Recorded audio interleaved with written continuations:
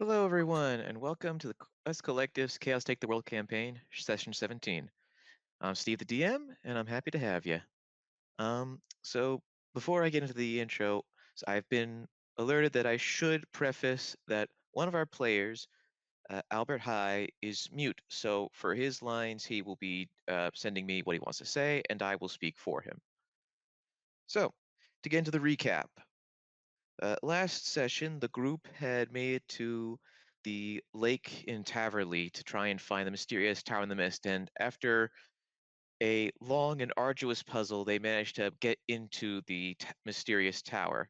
And after exploring it, finding some fascinating books, they confronted uh, Richelieu, the Magister, and were able to defeat him and free the souls of the cursed swords, purifying them and making them safe to use.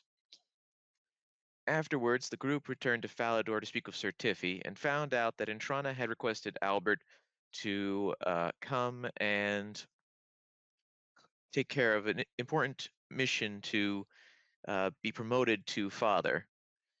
And so they eventually made their way to Port Sarum to catch a ship.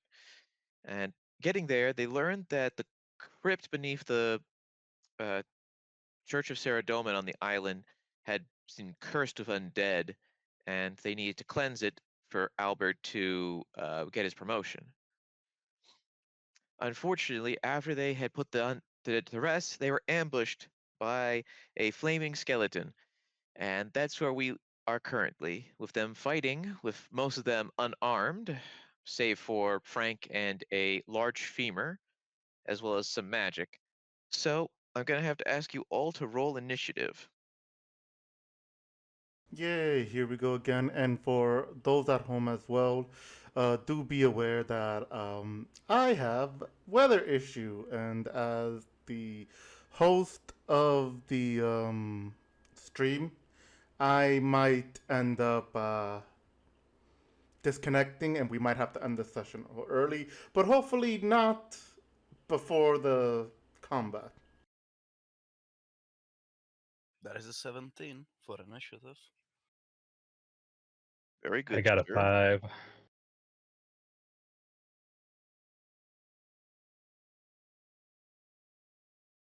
That's a 21 for Albert. Oh, do we go to roll 20 or just Yeah, roll 20. I've got the maps. all right.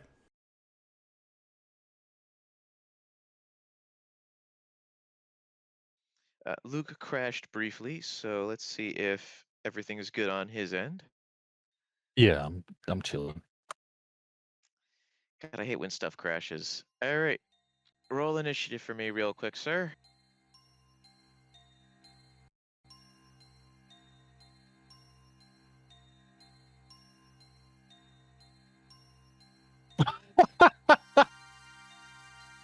One, 4? Damn. Congratulations, congratulations, Murphy. You are not the lowest initiative count. Yay. Minute to switch to the battle map part of this whole thing. Yep. Oh my god, he legit beat me by 1. Holy shit. That's what you get for being late. Anyway, Punishment. yes. So yeah, everyone start making your way to roll 20. We'll be starting with Albert.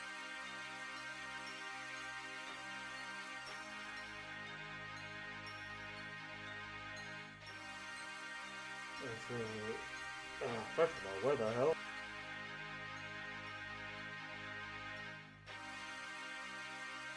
Where the hell what? Oh, I'm trying to get the battle map ready, and I don't have no idea where our character is. Hold on. Yeah, scroll all the way to the right. I see it. I see it. I see it. It was the biggest room for this because I do not have any good-looking crypts for some reason. I have everything else, but just not a single crypt thing to work with. Oh yeah, so I turned off the grid for this just because the tiles were off just enough, so I know that would mess with Frank. So congratulations, you're free roaming now. No grid.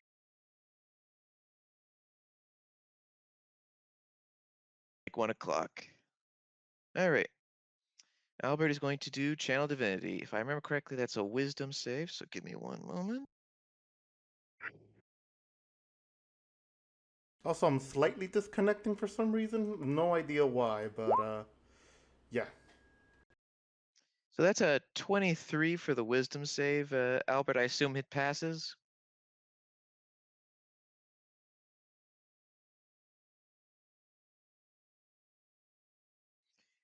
All right. Did it have any like let me check your Channel Divinity things because you posted that to me real quick. Make sure we're not missing any of.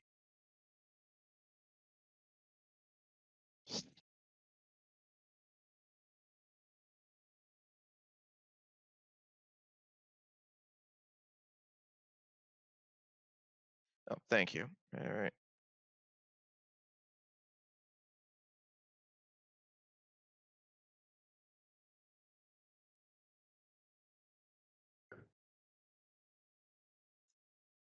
All right. So then I guess it's just fine. Anything else you'd like to do?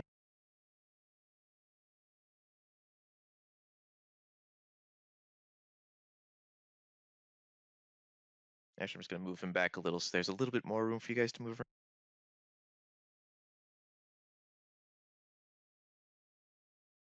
All right. I was just chilling in the back. So Frank, it's your turn. I would like to move up to the skeleton. Okay. Quick question. Do improvised weapons have finesse? Unfortunately not, I think. All right, so then sadly you cannot do your sneak attack. Oh, doesn't matter. Yes, thankfully you can rage. For some reason. Yeah, no need to do that. I'm just gonna bunk him with a 27.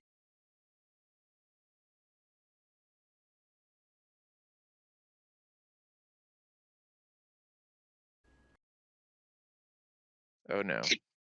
Yeah. So what did I miss? Albert tried to turn it, Frank bonked it with the bone, and now it's attacking Frank 3 times. Alright. Okay, so thankfully Frank, I got a 23, 12, and 10, so I assume only the 23 hits, right? Yep. Alright, you're going to take 15 fire damage. And you can't be healed until the start of the skeleton's next turn. I would like to use Uncanny Dodge. So, Alright, half so 15, round that's it up or 7. down. It's rounded down, so it's 7 damage. Alright, it's Obrok's turn. Are Alright. you well enough? I can hear you. Hopefully, I can still hear you, and you can still hear me. I'm going to enter rage, and yeah, hopefully this weather hasn't killed me yet. Um, First, let me activate that rage, and then I'm going to go on ahead and attack the skeleton boy here. Okie dokie. So, for the sake of it, okay, good. The tablet still works. All right, so let's go. First attack. Does a 19 hit? Yes, it does. All right, so there's the. That's a. It's a straight up 9. Second attack, which is a 28. That's also a hit. Another 9 bludgeoning damage. And any bonus action I could use real quick? Oh no, I already used it for rage. So yeah, then I'm done. Okay, so quick question before we move on to the next turn. Um, did you fix the issue where your rage, when you used it, was being applied automatically? Like it's now applying correctly, or is it still not doing that? No, I still have to do it manually. It's D&D Okay, Beyond's then. bug thing, so yeah. So then I have to ask, so your bonus from rage applies to your unarmed strikes, correct? Yeah, it still does. Okay, then that's an extra like 6 damage, right? Yeah, so it's just the 9 in general, yeah. No, no, if your thing is not working still, that means it's not applying it, right? Let me check. Oh, hold Well, on, wait. It's currently showing applying that his it's bludgeoning, good. piercing, and slashing, and his strength would be a +5, which would be his unarmed strike damage, and then it's giving him another 4 for the 9, so it is applying. Oh, okay. Yeah, it should be applying. Let me see. So I remove rage. That's a 6. If I have it active, it'd be a 9. So yeah, it's Okay. working. Okay, good. Oh, I don't All know. I right. thought it was 4. Whoops. Either way. Anyway, sorry. Now it is Murphy's turn. I'm Murphy. All right. That's Murphy. Oh. Says my connection's interrupted. Is my token moving? No, it's not. Would you like me to move it for you? Yeah, move him up to the guy. I'll refresh the page. Okay. Go ahead and then do what you would need to do. I assume you're going to be punching. Yep, I'm gonna do normal Fury of Blows. So I'll get 1 extra hit. 18, 20.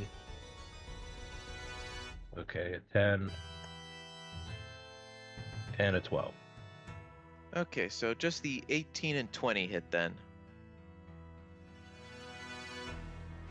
So 12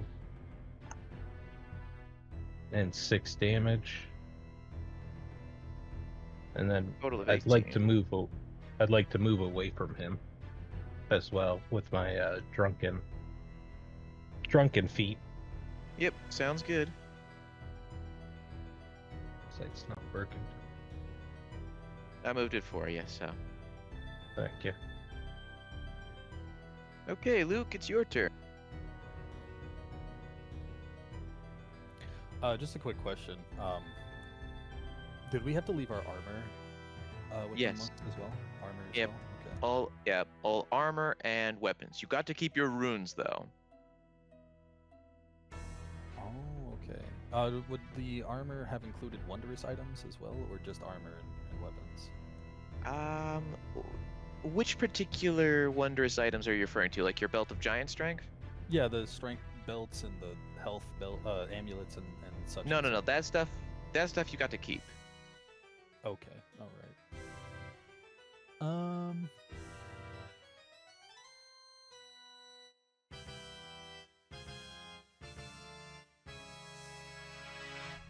As a bonus action, Luke is gonna summon a Shadow Blade at 3rd level. Oh, I forgot you can do that. I'm okay. Yeah, that's fine. That's fine. I'm sure Sarah Doman will understand, right, Albert?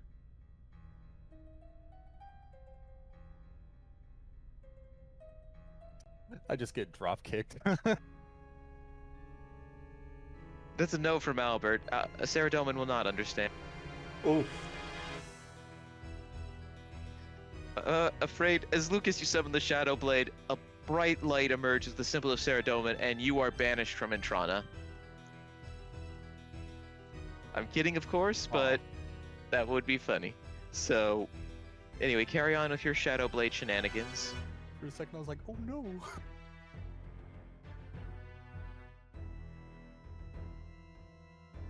Wait, like he's actually banished, or? No, I was kidding. I was kidding. But you do feel like Sarah Doman is judging you. Fair enough. But we're gonna go around Murphy and Frank, and then we're gonna hit up on this side of the skeleton. Let's go. Time to slice and dice. Be basically the same as my unarmed strike. Yeah. 17 That is a miss. balls. 28. That is a hit. Yay!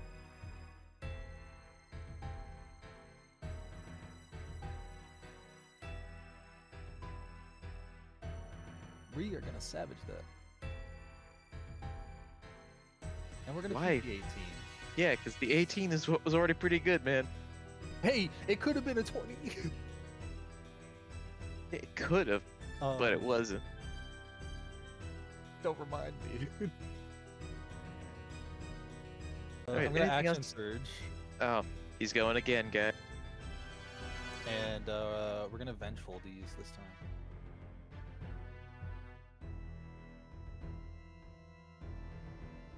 Uh, 26. That's a hit.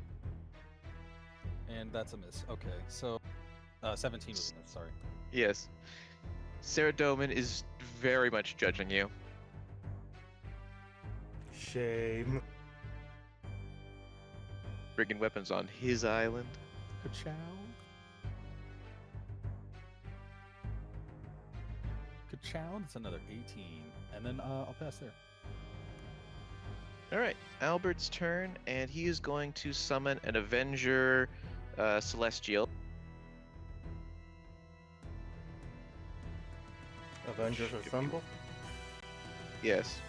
Just give me 1 second to find the token.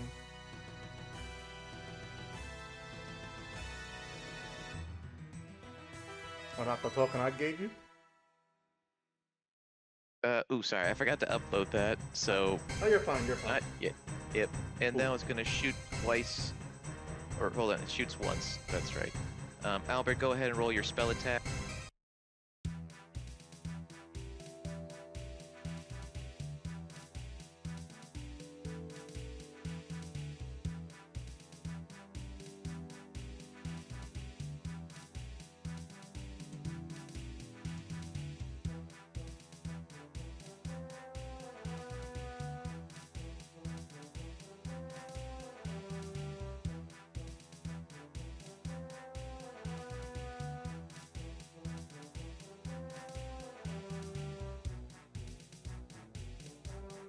I'm guessing yes. Am I still here? Yeah, you're still here. Yeah. I'm wondering what's going on. Oh,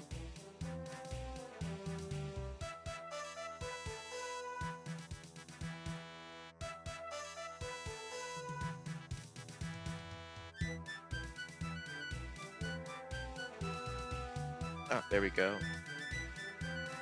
Alright. 25 hits. Sorry, I think there must be some kind of lag with D&D Beyond. Because Murphy's stuff was rolling a little slow. But yeah, so the 25 hits. So it's 2d6 plus 2 plus the spell's level. So, I believe you said this was 3rd level? No, wait.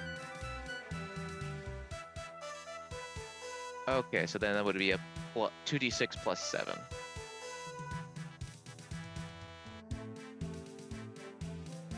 Oh, it actually gets 2 attacks, so I think you can roll again. Oh, that's nice. Yeah, it's like you get multi-attack equal to half the spell's level rounded down. Okay, so that's 16 damage.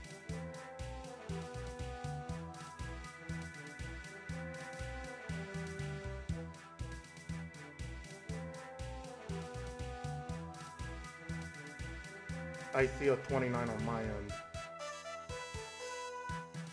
Yep, that's a 29. Go ahead and roll damage again, because that's a hit. So that's 14 more damage.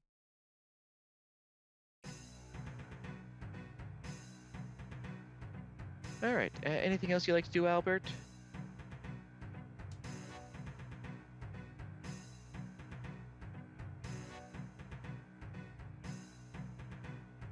Yep, don't worry, I know it's radiant. Alright. That is the end of his turn, so Frank, it's your turn. Bonk. Le bonk. Does dirty 20 hit? Yes, it does. Good. Oh, I'm gonna savage attacker that. 8. Very nice. Alright, it's the skeleton's turn. And looking at everyone in front of him, he turns around, looks at Luke, attacks him 3 times.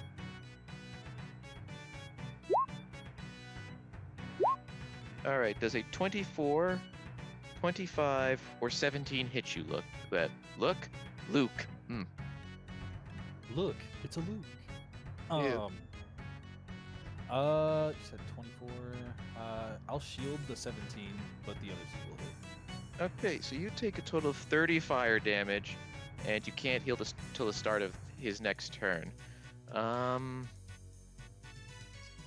Oh yeah, please roll me the vengeful blade damage because he did an attack. Or shield. I will. May I absorb elements instead? Hmm. Hmm. Hmm. Hmm. Not this turn. Fair. But yeah, please roll me the vengeful blade reaction damage. That way I can factor that for Hobrock's turn.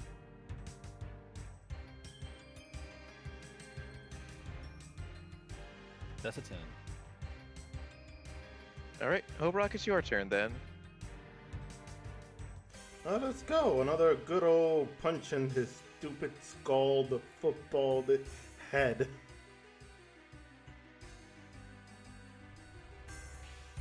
That is a 21.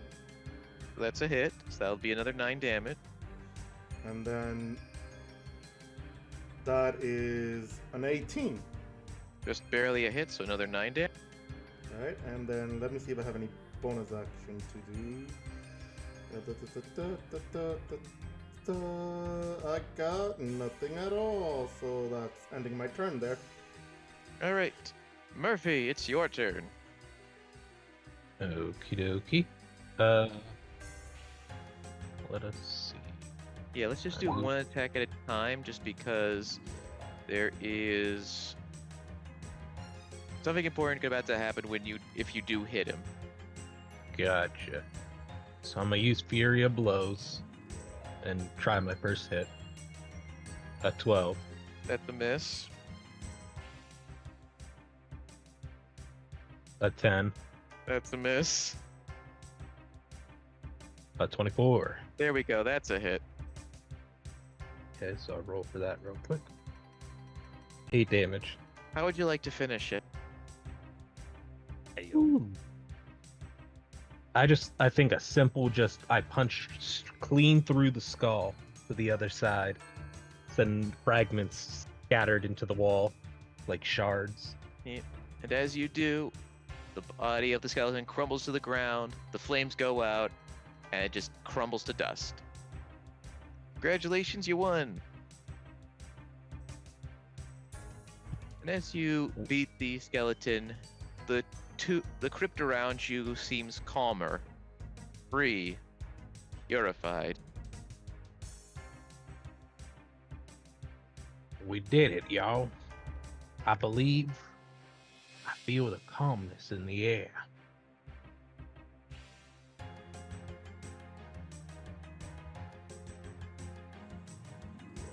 Luke would dispel the Shadow Blade, and he would retract almost like a lightsaber. Wink, wink, nudge. Frickin' nerd.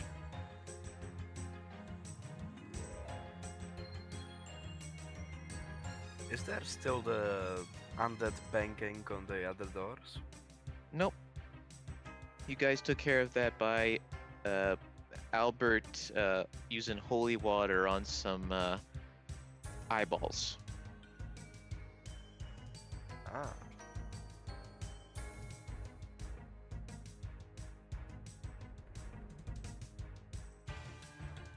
You guys want to give this place one more thorough look over just in case?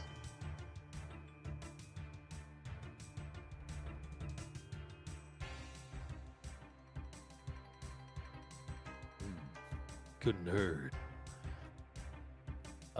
Luke would cast Detect Magic and just look around the room. Alright, so Albert is going to use his purifying ritual to cleanse the entire location. So as Albert is doing that, Luke, you use Detect Magic, and you can sense the magical divine power of Albert doing his ritual. But you notice in the far back of one of the sealed off corridors, there's some kind of magical signature. You can't make it out through the door yet.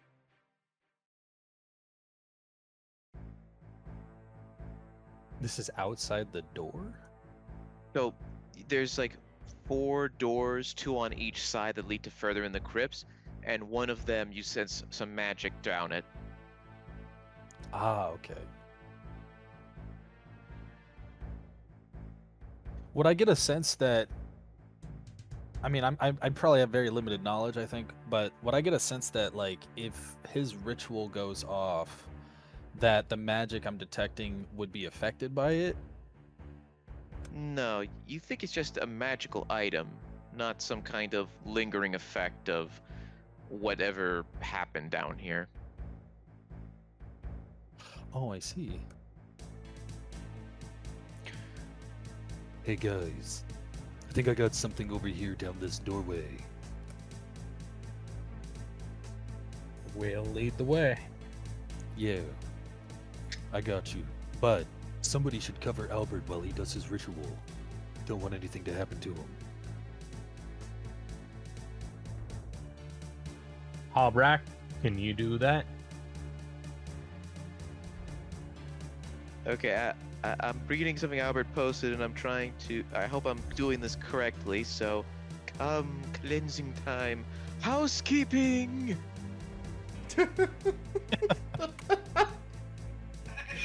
Bloody hell.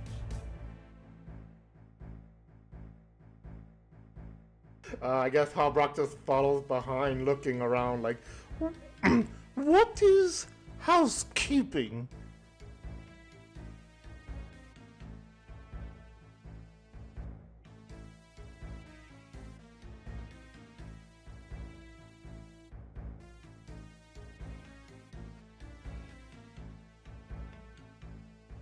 Like cleaning a house.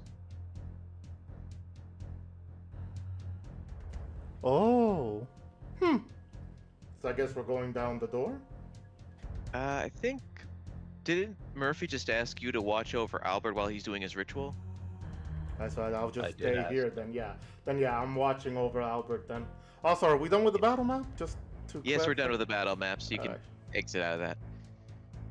Anyway, so as Luke, Frank, and Murphy go down the corridor, you guys eventually find a treasure chest.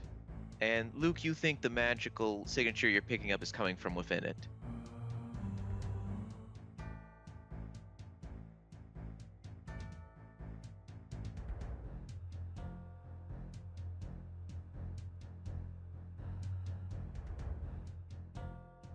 Did you hear me?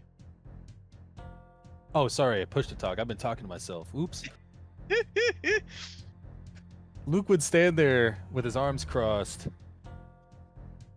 Well, one would be on his chin. One of his hands would be on his chin, kind of stroking it. But the other one would be crossed his body, and he'd just kind of be like, And would the chest appear to have any sort of like keyhole or lock face on it? Yes, it would. It would have a simple keyhole.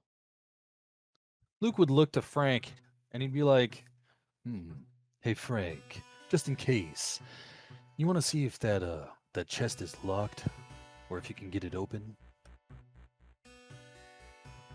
Alright. First of all, Frank just tries to open the chest normally. It doesn't open. It's locked. Alright. I take out my thieves' tools and, well, you know what's gonna happen. Yep. 28. You hear a nice little click as you unlock the chest. And I open it. Alright, inside the chest you find 2 books, and hold on, give me a sec to think of something cool to give you.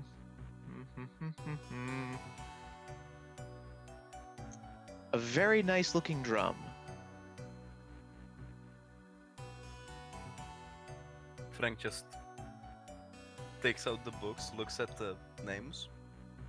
Alright, before I do that, eventually Albert finishes up his ritual, and he and presumably Hobrock come to join you.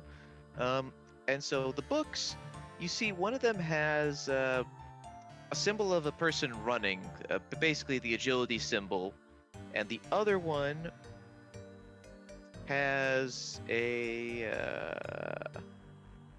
mask on it with like a smirk. You know what, Luke? We're gonna split this perfectly evenly. You take the drum, I take the books.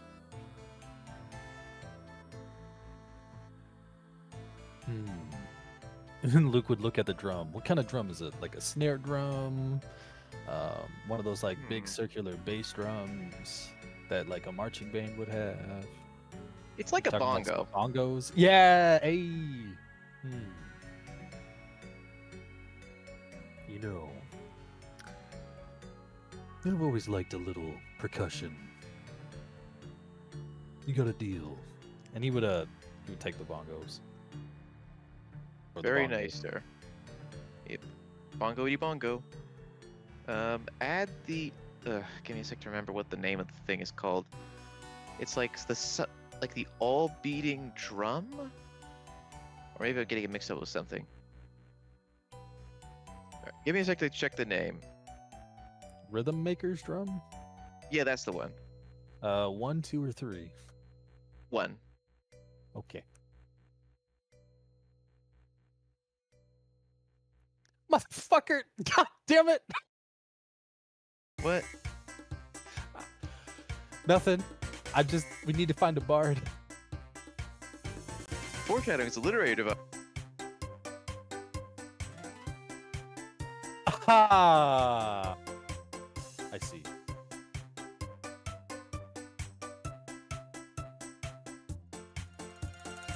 Well, Frank, what are them books about?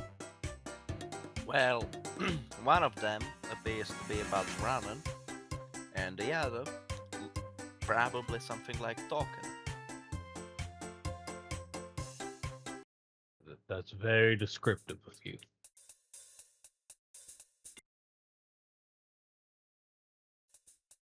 I'm gonna read them later. Sure. Probably should head back to the others now, and then back to the surface.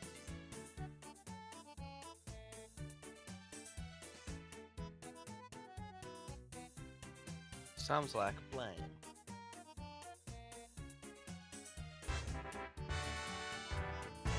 Oh, real quick, someone redeemed the hydrate thyself. So if you have not drunk any water, do so.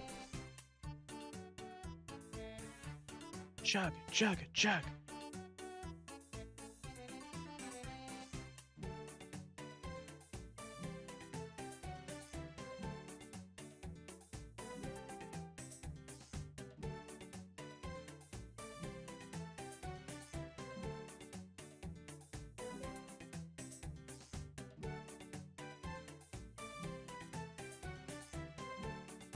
So what's going on? We were meeting up back with you guys, and then we No, were they going were- to go to the surface. Yeah. I guess we're just chilling here. Yeah, sorry. I had to drink something and check something. So anyway, you guys start heading back down the corridor to meet up with the priests and whatnot. Oh, the priests, I mean. Sorry. And once you exit out of the crypt, you see that the sky is much brighter than it was before. The sun has peeked out, the clouds disappeared. And as you emerge, the high priest goes, "Praise Saradomin, Father Albert. You and your companions have been successful in cleansing the crypt."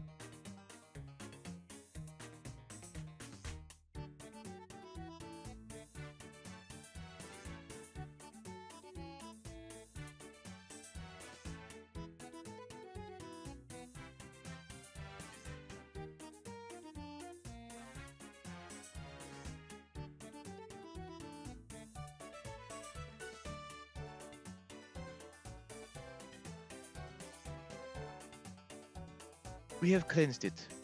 Not once, but twice. Double cleanse." The priest nods thoughtfully and goes, "Excellent, excellent. Then congratulations. I could officially proclaim you now as Father Albert. We hope you serve Saradomin evermore." And Hobrock raises her hand. yes.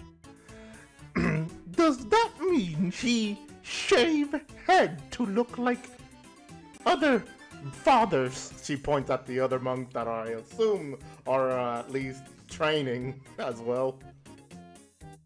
That's entirely up to him, honestly. The whole shaved head thing is kind of more like a preference.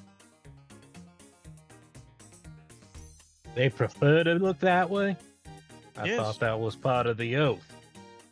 Nope, nope. Purely by choice. Serotonin is very, very understanding if one wants to keep a glorious head of hair. That's ironic. I have great hair. I rather keep it for now.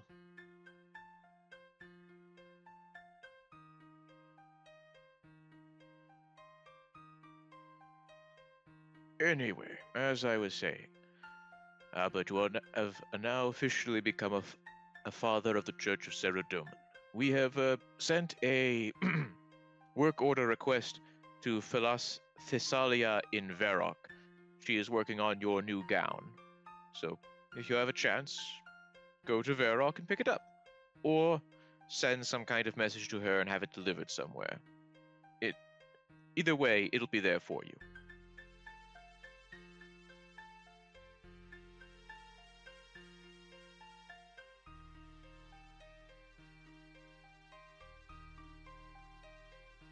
Albert bows and says, "Thank you, Abbot. If I have time, I will." Of course, you are a busy adventurer. So, are you all ready to depart and return back to Port Sarum, or do you need a moment to rest after your work here?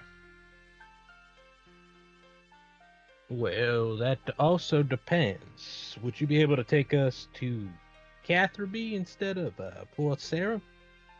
Well, no, the ship isn't really stocked for that. And secondly, you need to, well, your companions need to reclaim their items back from our brother on the port. All right. That's right. Well, that's fine. Yes, but otherwise, I think you can charter a ship to Port Sarum, or sorry, to Catherby.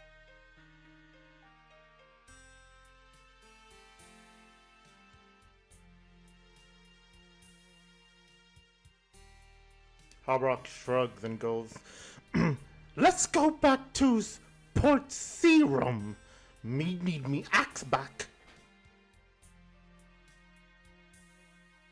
Yeah. Honestly, a Hobreck with an axe just feels so much better. Alright, Yeah, you guys yeah. Let's get off this island. Okay. So, you guys head to the ship, and within a couple of hours, so now it's like late afternoon. And then Albert says right before you guys leave, "I'll send word to deliver my new robes to..." I assume you're asking me where you guys are going. I believe you guys are going to Catherby. So, I will send word to deliver my new robes to Catherby. And yeah, by late afternoon, you guys make it back to Port Sarum. And as you guys get off the ship, the monk who was watching over your stuff gives it all back. So you have all your stuff again. Hell Hobrock yeah. just looks at her axe and just, she goes on ahead and just kisses her axe and just goes, "Me miss you."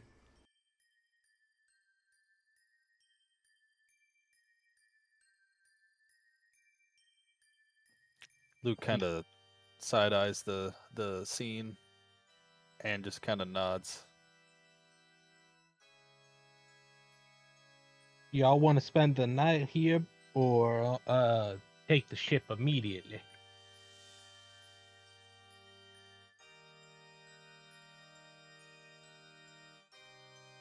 Well, I guess that does beg the question: do we want to be awake for most of the sailing, or would we rather sleep through the travel?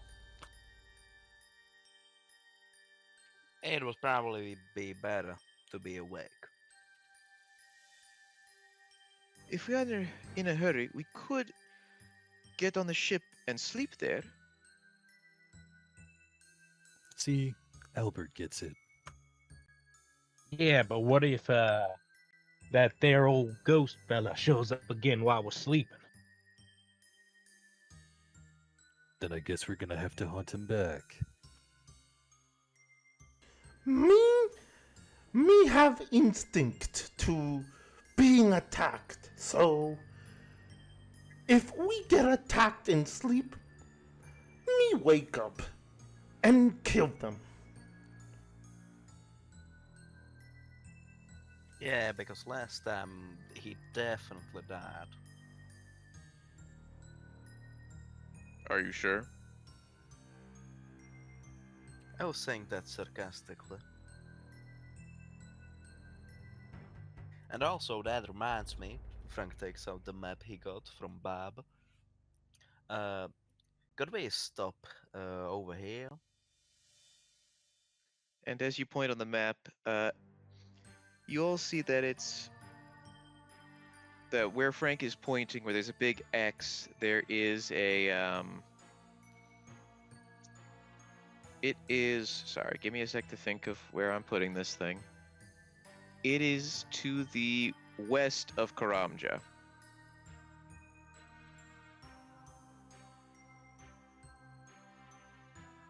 Habrak is just pretending to be very focused at where he's pointing and pretending she knows where that is by just nodding. Now, what is that? Well, let's just say we are gonna have to deal with the ghost eventually, so might as well stop there to deal with him. And if it shows up, I can ward it off. So you think the ghost origin is over there? I don't think so, I know it. Might be worth going there before we go to Port Sarum then.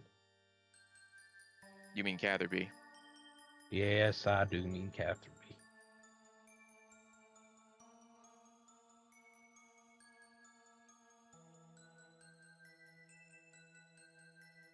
Y'all agree with that?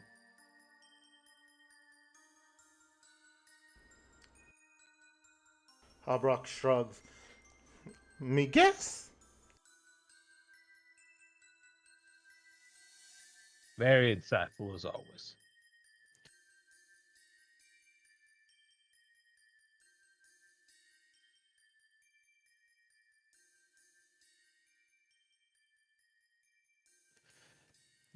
Doesn't matter to me. I'll follow your lead.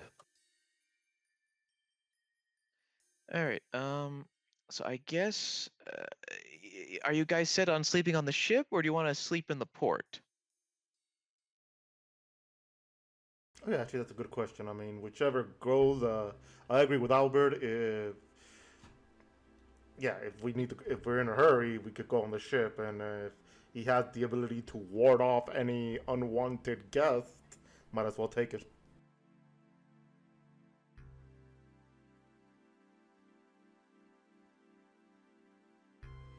I can live with that. I was in the camp of sleep in the travel.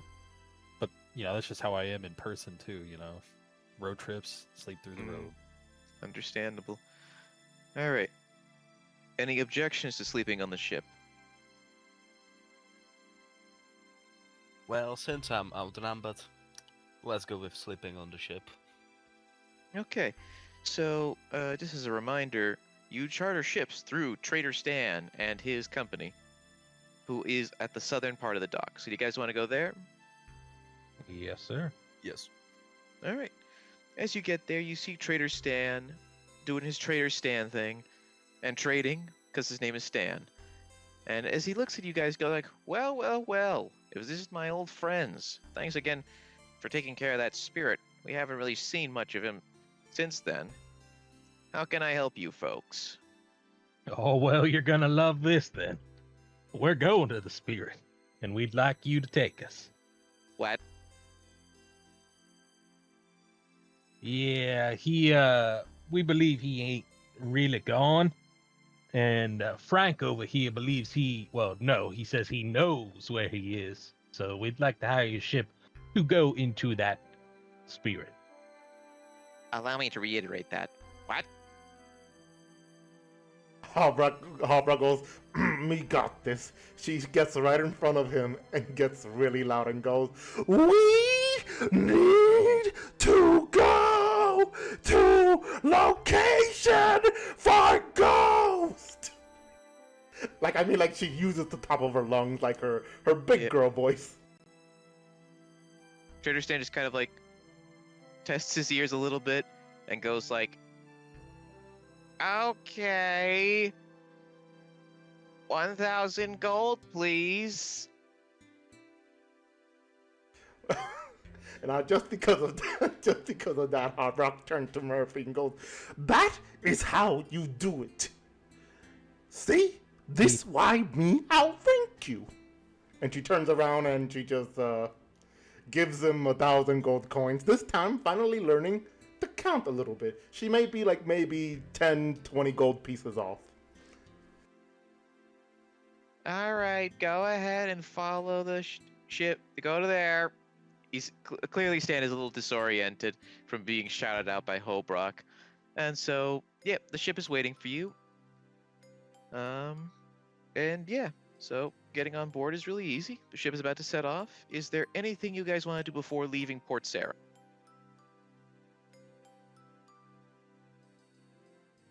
No, I'm good.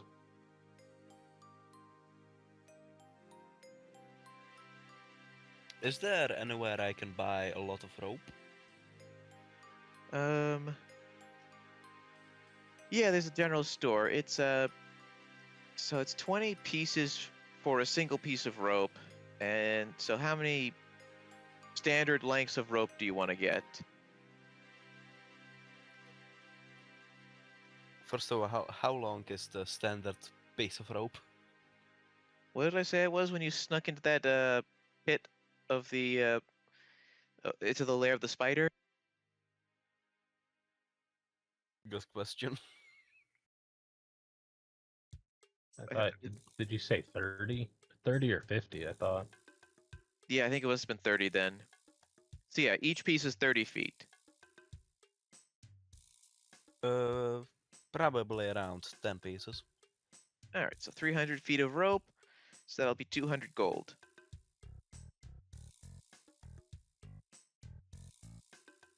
I hand it over. Very nice. And as you return to the ship, Albert just kind of stares at disbelief at Hobron and says, "I can't believe that worked."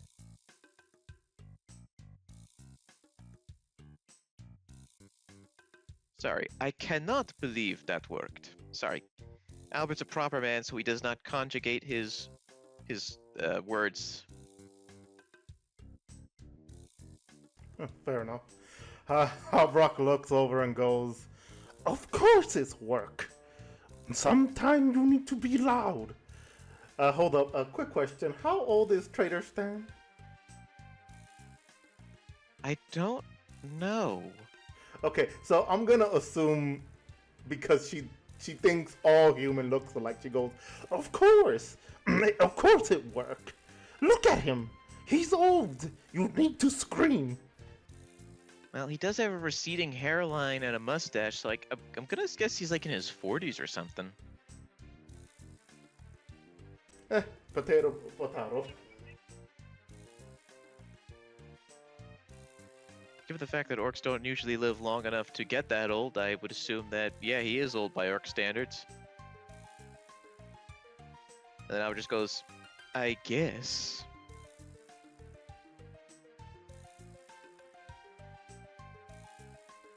So I guess we get on the ship, or at least I get on the ship because I got nothing else to do myself. Yeah, I mean, I think everyone's on the ship and is just about to get ready. I was just giving you guys a sec to, get situated, and also if you think of anything last minute. But I assume you're all set to go, right? Oh, also Frank would like to go to the captain's cabin. All right. You go to the Yeah. captain's cabin. Give him the map. The captain looks at the map and goes, "All right, what be this?" Wait, what? Just it's not Bob. It's a different captain. He's asking, what's the map for? Well, that's the location we need to get to. You know that's like a source of all kinds of shipwrecks, right, mate? Yeah, that's why we want to go there, to get rid of the problem. He looks past you and sees Alvin and goes like, Your priest friend better bless the ship to survive. Albert, you heard the man. Bless this.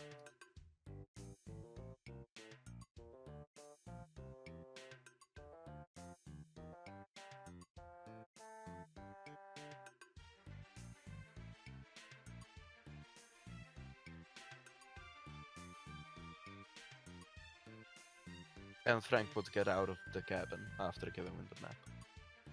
Alrighty. Of course, with the captain's permission, and he uses the Hallow spell. So what's the extra effect you want to use on it?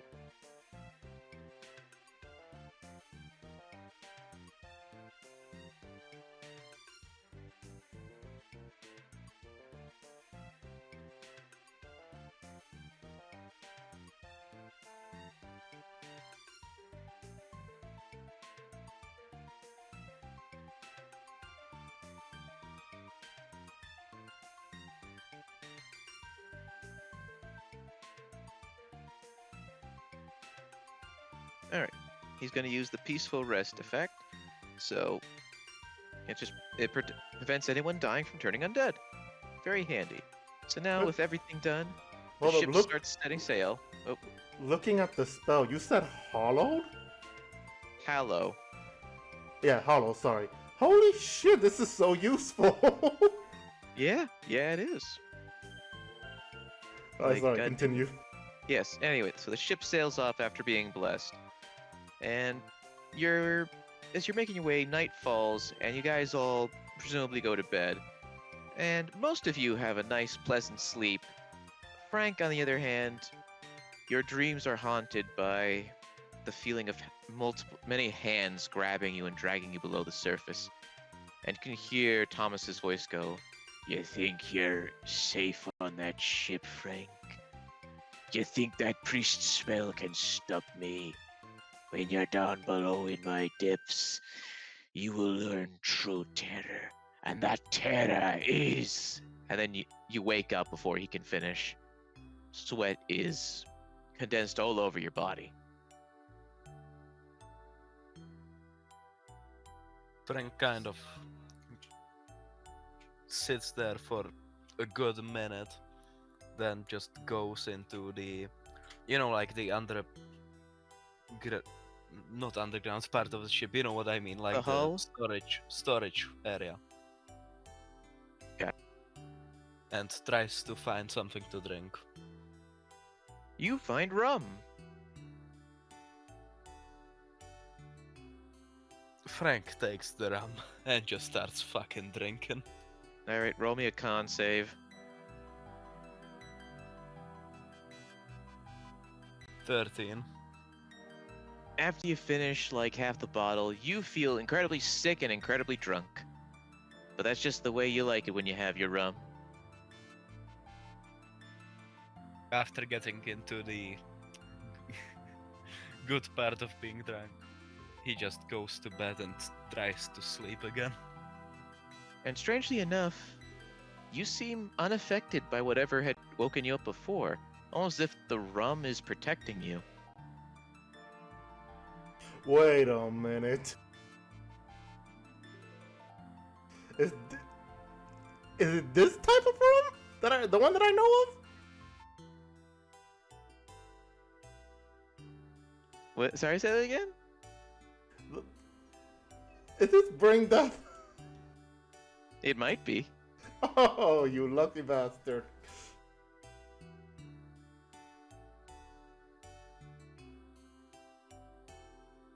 Anyway, the night si- passes. Sorry.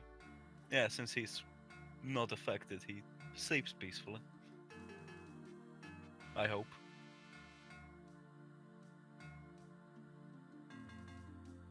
You're thankfully fine, and eventually, you wake up the next morning to the sounds of a storm brewing.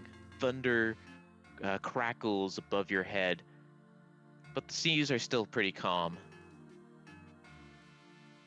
And within a few hours, you guys reach a point, and the captain goes, "All right, this is where the map led us. I don't really see much, but my crew sees something below the surface. I guess I'll leave it up to you how you want to get down there. 'Cause I assume that's where you're going. Oh, this is just a reminder. You guys have scrolls of water breathing. That I do. So just each of us, or is the scroll gonna work for all of us? You I guys have 7 of them. scroll. Yeah. I got these scrolls of water breathing from one of our last adventures. They probably could come in handy.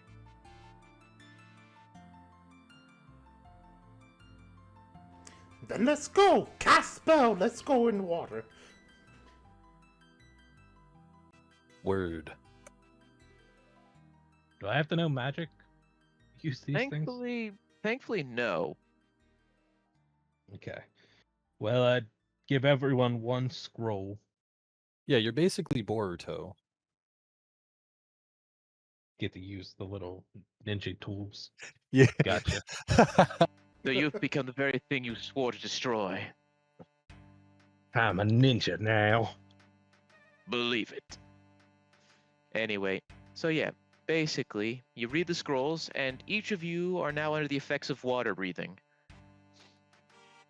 So you're all set to go under the sea. So I Under assume, the Frank, you're sea. gonna use all that rope you got? Yep. Is there anything on the ship that, if like it got under the water and then like let go, it would float back to the surface? Sorry, say that again. So like, is there something on the ship that does? So basically, let's just say you have, I don't know, a balloon or something. Like if you put it under the water and you let it go, it floats back to the surface. Oh, okay, like a buoy. Yeah, something like that. I got Is that- I got kegs of alcohol. Those would probably stand at the same level. I think you broke Frank. Um, I'm trying to think what could be like that, especially because like you are going pretty deep underwater.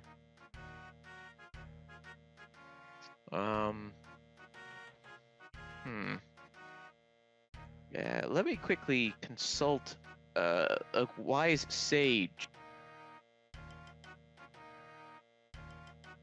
Hey, ChatGPT, help me out. Fuck that. I'm not going to that thing. I'm just using like DuckDuckGo without the AI.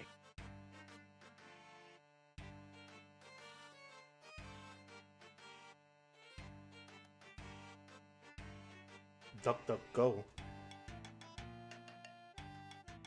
Yeah. DuckDuckGo. It's I use it instead of Google. I haven't even heard of that in a long ass time. Damn. All right.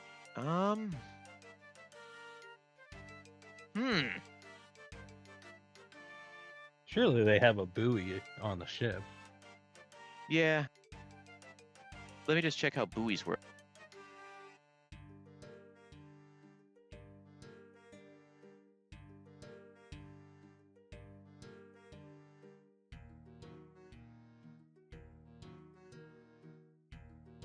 Anyway, I hope you guys are having a great weekend and your weather is not as bad as mine. All right. I guess the main thing that would do that is wood. I mean, so Frank, I'm just trying to understand. Are you trying to do this so that way you can let it go and it floats back up to the surface for you to like grapple onto it? Cause like you No, could just. to use it as like a signal for the ship to get the fuck out of there if we get into a lot of trouble. Oh, okay. Okay, the thing is, you guys are going pretty deep underwater, and I think most things, even if they float on underwater, sorry, float on the water usually, I'm not sure if like they can necessarily rise up immediately. Maybe if they had something that you could like open up and then they start shooting up, like a thing that's filled with like gas or something.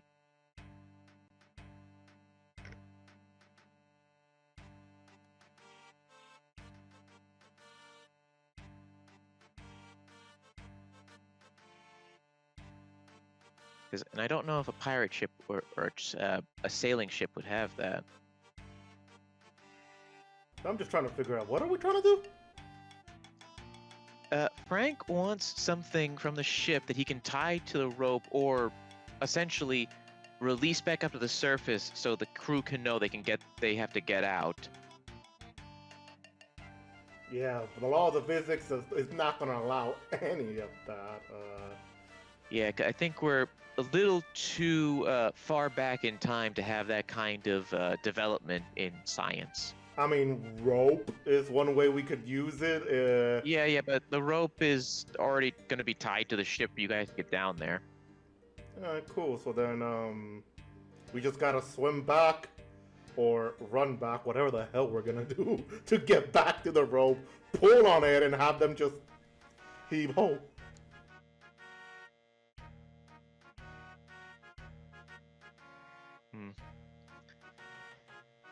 Yeah, I think the best you have, Frank, is to just pull at the rope and have that be the signal. Yeah, that could work. I just take a piece of rope, tie it to something. You tie it to the mast. I think that should be sturdy enough. Hopefully. Yep, and then as you start lowering into the water, you see that it goes down quite a ways. And so I assume you guys are all ready to go under the sea? Oh yeah, under Aye, the sea. Captain. Under the sea. Alright, so you guys start climbing down the rope. Thanks to the water breathing, you're not as affected by the resistance of the ocean to keep you afloat. And you climb down the rope further and further, and as you do, everything starts to get darker and darker still. The sea surrounds you, and you can't really see much. I'm gonna assume because of how it is the ocean, my dark vision is probably not gonna have that much of a effect, is it? No, this is advanced darkness. All I can do is just squint very, very hard then. Eventually, you reach some seafloor, and you see this bioluminescent coral and algae illuminate the area. And all around you see some bizarre-looking fish, some fish with like little lights on their heads, and just other very strange things. And ahead of you is the ruins of some kind of temple under the sea, covered in algae and barnacles. It just awaits you ominously. Albert, you cast light because, as you can probably guess, Albert does not trust this bioluminescent shit. This is not Sarah Doman's work. And as you do, the light spell immediately is consumed by something. All you have is the bioluminescent stuff. Cool. Halbrook looks around and go, I'm assuming we could still speak and hear each other. She goes, huh, light not working down here. Dark magic among us. Among Us. Anyway, so yeah, you guys can understand each other, but it's like you can understand what you're saying, but everyone just hears. Yes! So, okay, so then I'm gonna assume we communicate telepathically, but Halbrook doesn't understand that. Oh, no. You say, but everyone understands it is what you're actually saying. Okay, even better.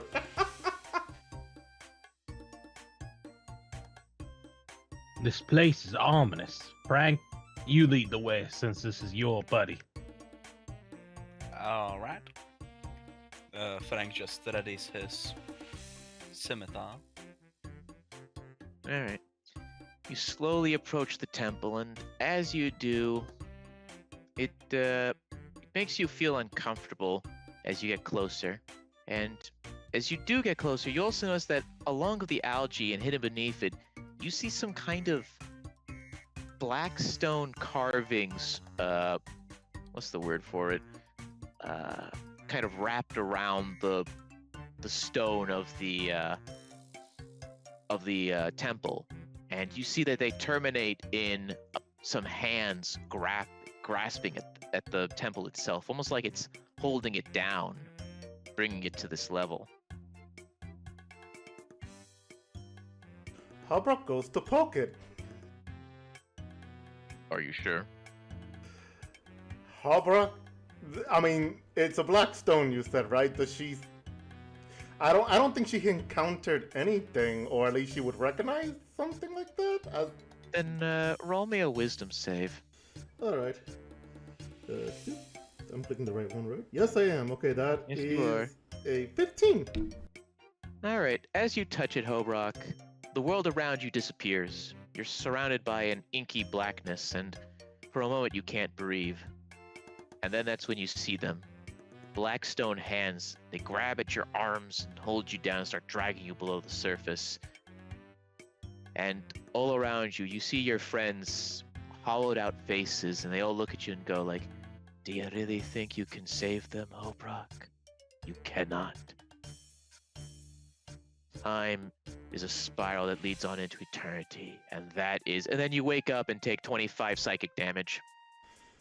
So Hobrock is basically screaming, so the whole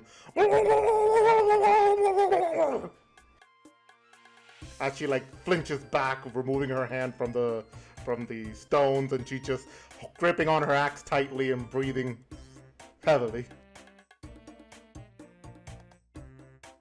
Seems like we probably shouldn't touch the stone.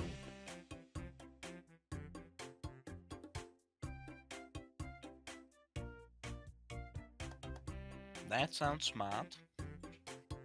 Agreed. Let us note that. All right. As you enter the temple further, let's see. You enter this kind of foyer, and you see stone carvings all along it. And you see these, they're kind of similar to monkeys, but like more bald and humanoid. And you see them praying and worshipping in these stone carvings. You see them standing around a big, like a lake with the moon above it. And then you see in the next carving, hands grabbing them from the lake and dragging them in. On the other side, you see this big carving of a mask.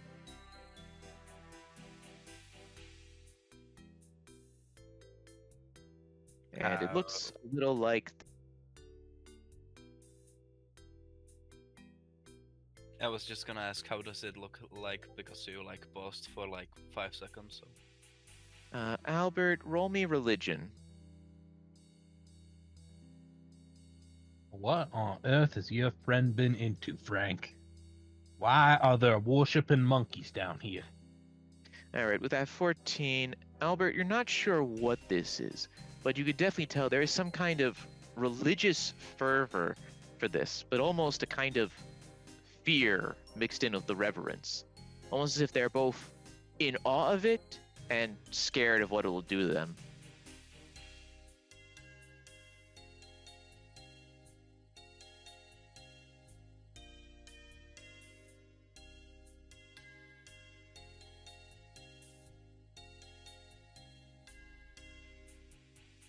Ah, this is worshipped and feared. Interesting.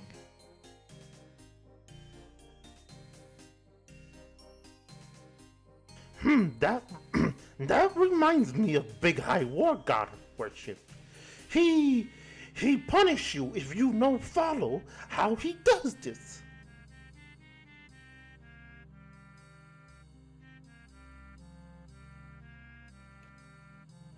Did your friend used to worship this god, Frank? Are you familiar with this thing?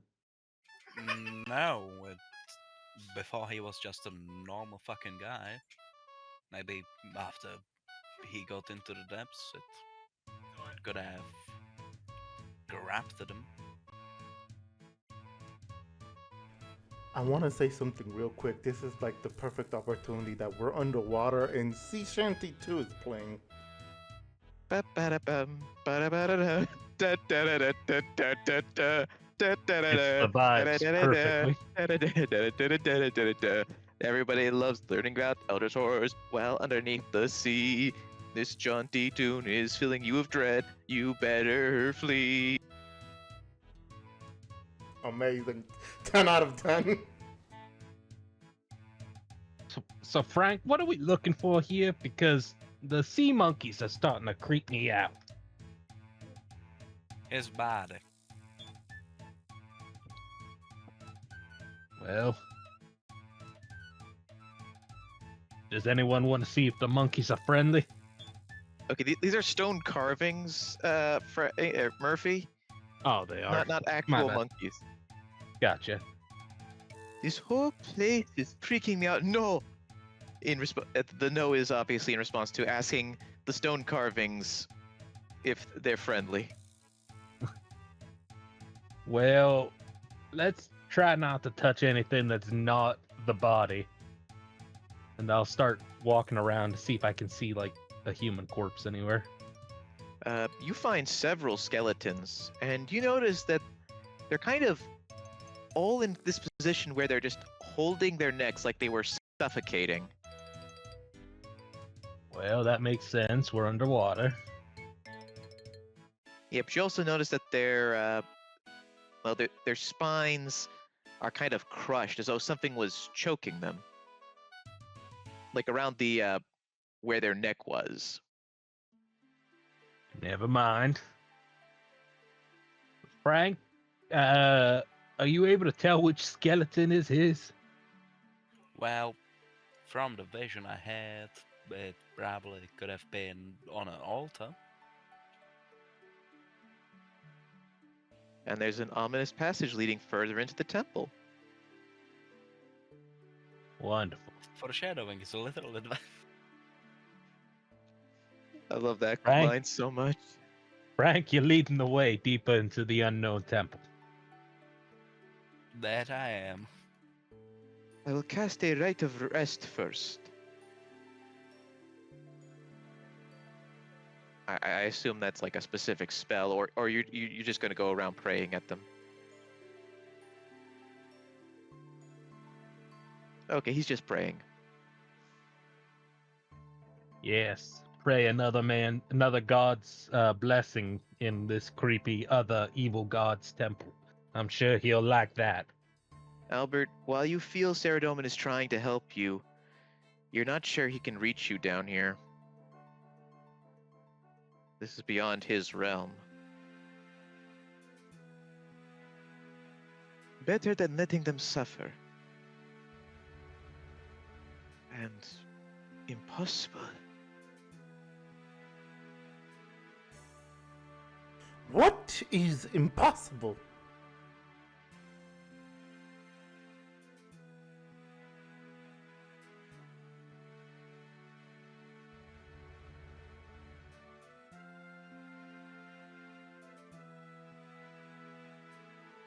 Saradomin's domain is all of Gielinor, but he cannot reach me here.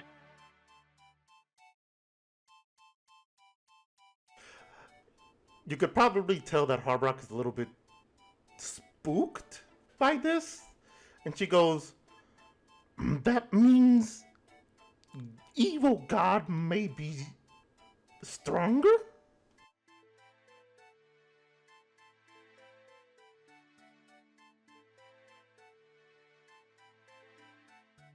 Let's not focus on the bad things and just keep going. Or deadly. Maybe he's one of the... Wait. Steve, the Elder Gods are known, right? In my world. I have to consult with our friend here. Obruck, are they known in to the general populace in RuneScape 3? I feel like it's not that well known. About the what, I'm sorry? The Elder Gods? In this realm, I would... No. In Murphy's, because, like, remember, he's from RuneScape 3.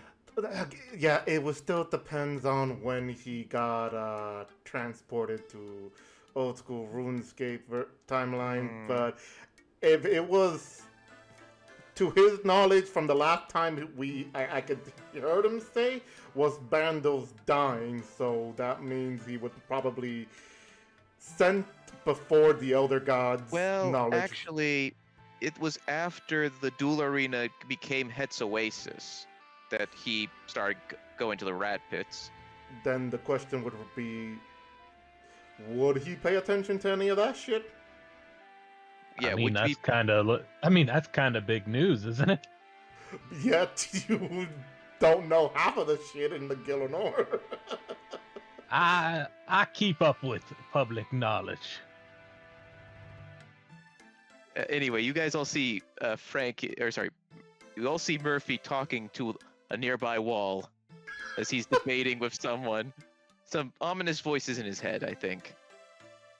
But on a serious answer, yeah, if he claims that he would at least pay attention to that life-ending news, then yeah, I would say he would at least know enough about the Elder Gods War, and up to him if he considers it true or not. Okay, well, maybe this one's an elder god. I'd say to the group. And for context, the rest of you have no idea what an elder god is. And Albert just goes, "An elder what?" That didn't happen here yet. I just know that there are gods above the gods.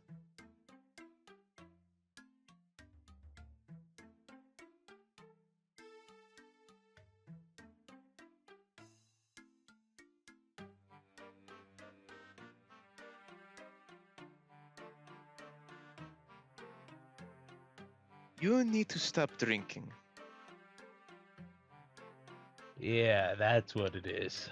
Sure. But let's just say this thing is an elder god. We want to mess with them less than we want to mess with a normal god.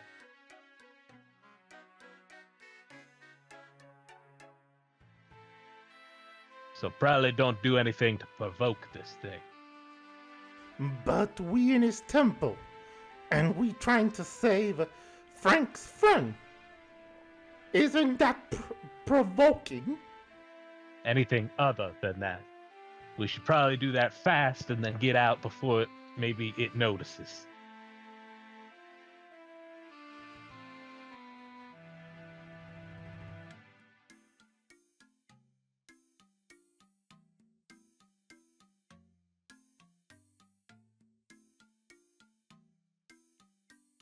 Steve, how much of the rope is still remaining? Kind of used most of it to get underwater. God So damn. it's kind of still, it's like a ways away, though, from the temple. Saradomin watches us as much as he can. We need to rely on each other more now.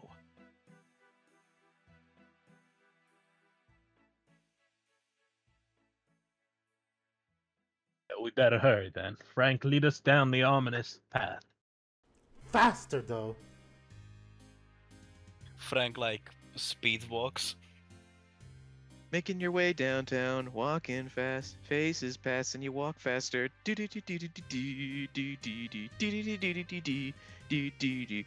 all And yeah. hear that? May hear music.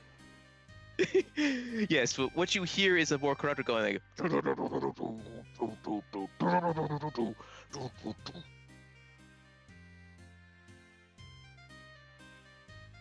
Anyway, as you make your way down the ominous corridor with ominous music playing in the background, like a menacing sea shanty, you pass by a bunch of little sacrificial altars, and you see more bodies, all looking like either they were stabbed or choked to death. And there's just so many bodies. Eventually, though, you reach one big circular room. There's a light coming in from above. It seems to be like the only natural lighting coming down, which technically speaking shouldn't be possible. And as you look a little closer, you see that there's this big white crystal above you that is glowing and providing the light through the opening. So around the edges, you see black stone carvings of hands reaching up and seaweed entangled in them. And at the very center, you see a rotting corpse wrapped up in seaweed and a single blackstone hand shoved into its chest. Frank, you can barely recognize it, but you recognize Thomas's body. That's him. Now, we probably should get him out of here. Aye, but how do you think you're gonna do that, Frank? Well, quite easily. We think Frank would like turn towards where he heard the voice from. And you come face to face with a long, distended, corrupted-looking face of Thomas looking at you, going, "Did you really think you could get down here? Do you really think you can save me, Frank?" He just kind of smiles at you. His eyes are just black holes in his face, and where his teeth should be, there are just black stone, like little chips forming jagged teeth. Well, you look uglier than before. That's for certain. You're much closer to the source of me. My spirit crawls from that wretched body, empowered by my new master. Don't worry, I'll save you from him. You're so naive, Frank. You cannot. Oh no, I'm just that confident. And that'll be your folly.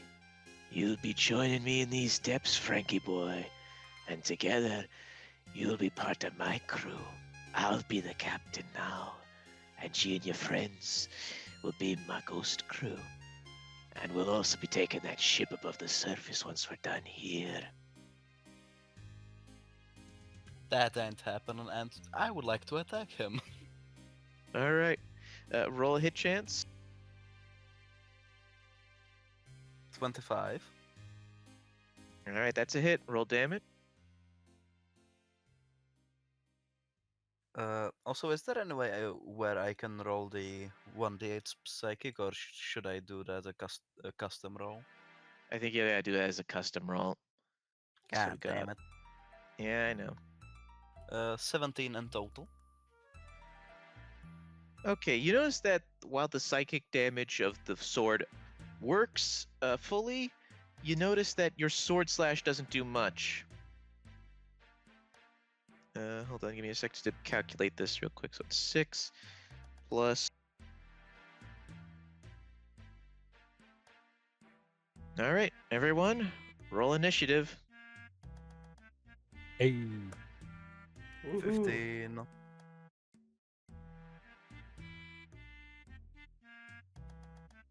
Uh, 19. 11. And Albert got a 20. Okay, And give I me got 1 a second. 23. Excellent. Battle map or no battle map? No battle map. All right. So I'm just gonna post the order real quick in our session state.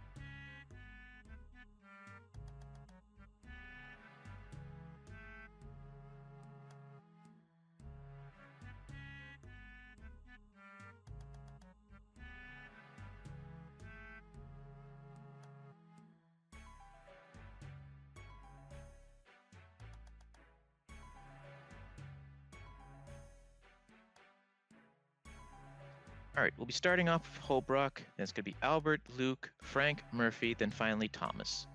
All right, Holbrook, what would you like to do? Alright, so usually reactivate rage. Harbrock just enters. Oh yeah, before you continue this, did you all take a long rest before you came down here?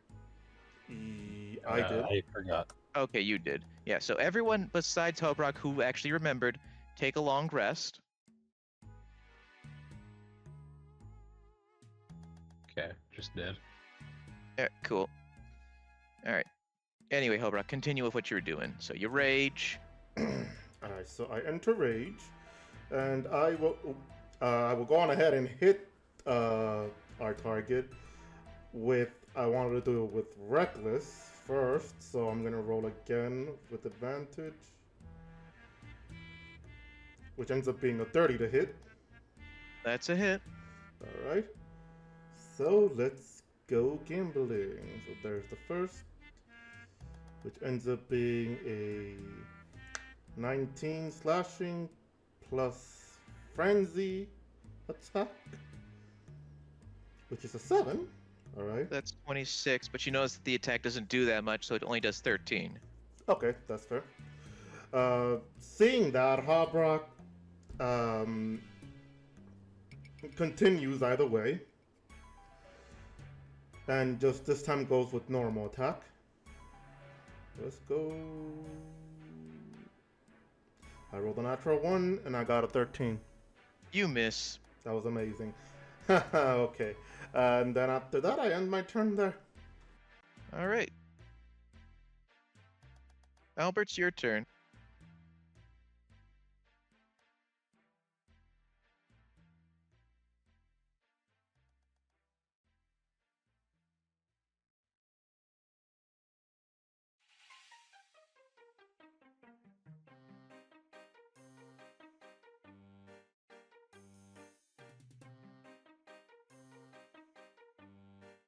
Oh, you're doing a lightning bolt. All right. Wait, no! Wait! That's a We are horrible underwater. idea! Undead, I see. So, as you cast lightning bolt, I'm gonna need everyone, including you, Albert, to roll me a dexterity save based on your saving throw. Oh, fuck. 23. 17. Oh, hold on. I'm supposed to roll I got a 17, but I'm supposed to roll with advantage. My slippery fingers. Alright, so 22. Okay, and Albert, what is your save DC? Okay. So everyone that got below an 18 takes the full damage. I'll react Of with absorb what? element.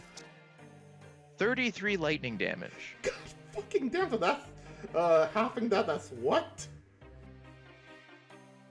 16. Yeah, 16. Albert, you notice that doesn't even do much to Thomas as you thought it would. It does even less, because not only did it pass the save, it also seems to be not that affected by lightning. Luke's just like, The same No, thing, Harbrock does the supercharged. same thing, just... And she just manages to, like, shrug it off a bit, but looks back at Albert going, what the fuck?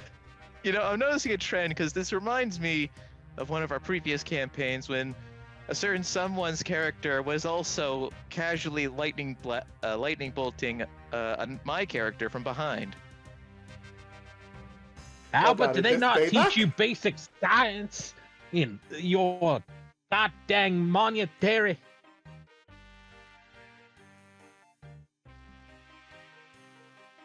All right, so yeah, so goddamn, Sergeant Murphy took a full 33 too. That's right. Luckily- Didn't he blast y'all when it was like Caleb and the rest of y'all fighting the undead in that one place? Yep. Albert just goes, sorry. Anything else you'd like to do, Albert?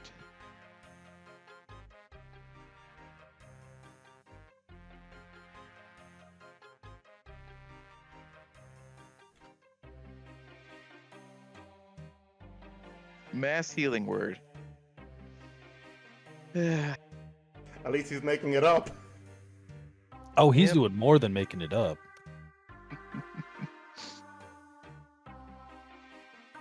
Bruh, he can lightning bolt or fireball me anytime he needs to, because I will just absorb half of it and smash even harder afterwards. It's like a wombo combo, and if he heals me, icing on the cake. Yep. Yeah. So all of you are healed 19 points.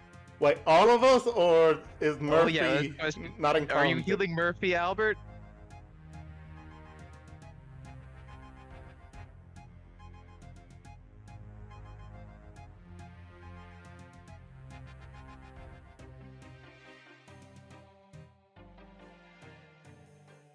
No, Murphy is not healed. So everyone but Murphy recovers 19. Look, when Albert said he's on the ban list, He's on the ban list. So Murphy, you watch as everyone else gets healed. Murphy will remember this. Yep. All right. So I think that's the end of your turn, Albert. Unless there's something else you want to do. All right, he's done. But Albert will remember your remarks, Murphy. I'll remember that he shocked me. Lukey boy, it's your turn.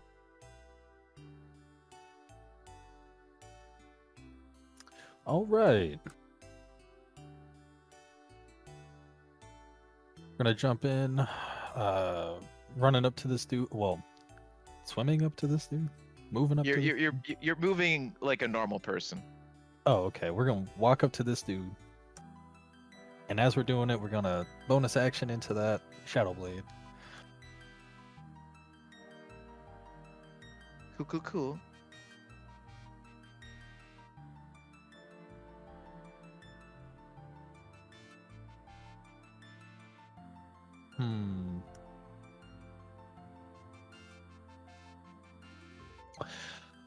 And then when we get to him, we're gonna go into a double green flame blade. Okay.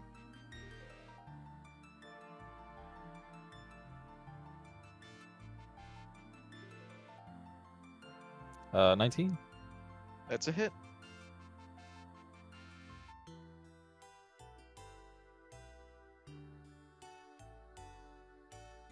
We're gonna set. Okay, yeah, we'll keep the 14, and then. Oh wait, hold on a second. Aramis gives you a +3 to hit. Does that still apply to your Shadow Blade? No, so the way you have the weapon set, it only gives me the +3 bonus while I have it attuned. Well, when attuned. Oh, okay, so you don't have it attuned yet. Clever. But the sword is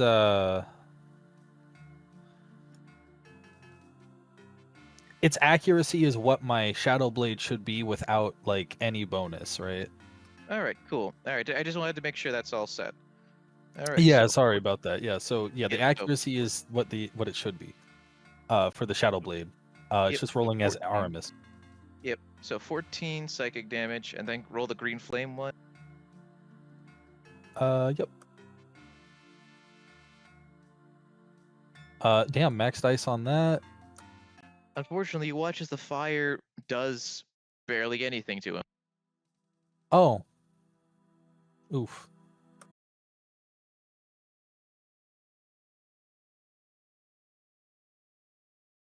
What did I miss? Luke trying to use fire and lightning against the thing that is underwater and was previously immune to lightning. So Or resistant to 23 lightning. total. Cool. It's actually 19 because the fire damage is halved. All right. Anything else you'd like to do?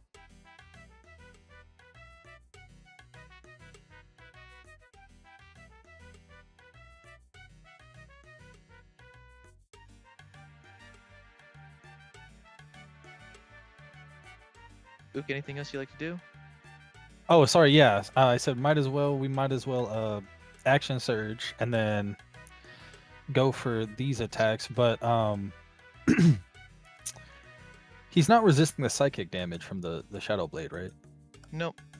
Okay. So then we'll try to make 2 true strikes against him.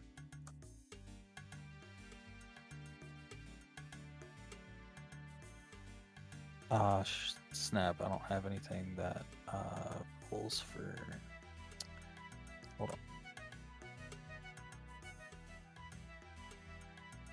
I'm going to roll the Aramis, but it would be -4 to the result. So that would be 23. Yep, that's a hit.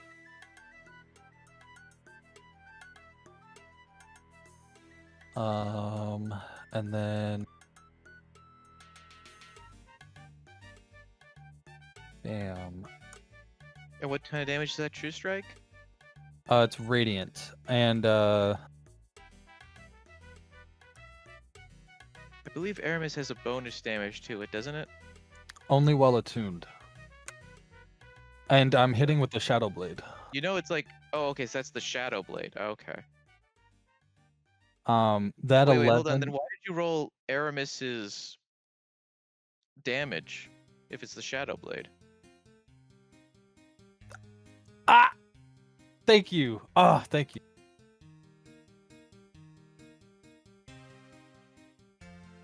Okay, so it should have been the 16 and the True Strike. There we go. Corrected. Okay.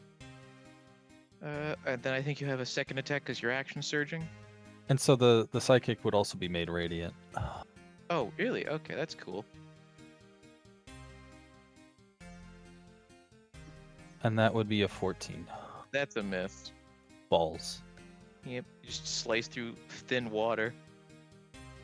All right. Anything else? No, I'll pass there. All right, Frankie boy, it's your turn. Good. Does a 22 hit? Yes, it does. Good. I'm gonna try to savage attack. Oh yes. So 14 now for the psychic. Which sadly doesn't do a whole lot. 6. And sneak attack. 16. Which is halved in half because it's technically the slashing damage. Indeed. And also another attack with a different weapon on 19. Yes, that hits, my good sir. Jolly good. Oh, that is very good. And another 10 damage, which is halved. Excellent. Is there anything else? No. Then Murphy, your move. Okay, well, first I'm gonna drink a potion because we got a faulty healer in the group. How do I do that again? It's been a minute. Yeah, just I think you manually 1d4 roll. plus 4. Yeah. Wait, 1d4? Is it not 2d4? Or what potion do you have? Oh, Yeah. 4d4, sorry. Yeah. All right, so roll 4 d4s and then we'll add 4.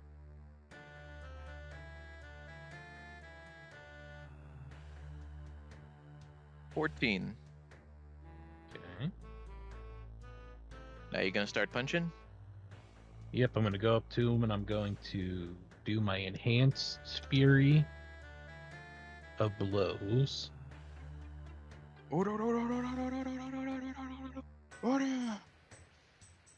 17 is a miss. 28. That's a hit. 15. 23. And 25. All right, that's 3 hits. 6. 8. 7. All right. So you see your fists. Hold on, a quick question. Are you doing Oh, the so bludgeoning force, damage? force. Oh, you're no. smart I idea. was smart gonna. idea. Yeah, I was gonna say that, but I almost forgot. I want to do the force damage. Good call, good call. Congratulations, Murphy. You were able to use that newly acquired wisdom, and your blows actually hurt him, much to the surprise of Thomas. Okay, now drunken technique away from him. Sounds good, sounds good. All right. Is that all? Yep. Then it's Thomas's turn. And Thomas, you watch as he whispers, and Hobrock, roll me a wisdom save.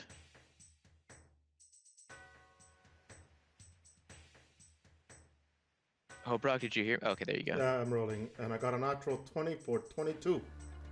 All right. Somehow, you managed to pass the save. I was expecting you to fail.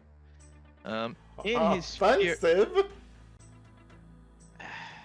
yeah, you know, in hindsight, it is a little. So in his rage, Thomas appears next to you, Hobrock. So quick question: you turned off your reckless, right? Yeah, I use reckless, so you would Oh. have advantage. Okay, and so he's gonna attack you 2 times. So the first time will be normal because Albert is gonna use his reaction to do warding blow. Albert, quickly roll the 2d6 for the temporary hit points.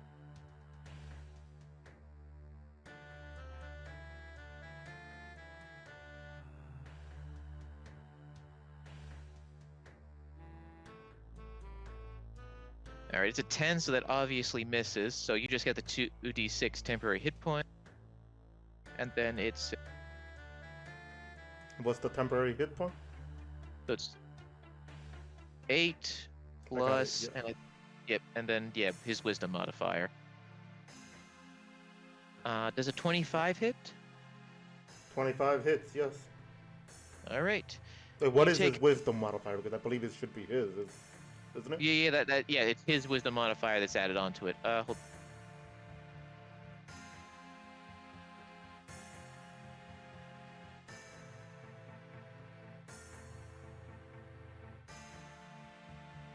It's a +4, so it'll be 12 temporary hit points, which is good because you're going to be taking 15 necrotic damage.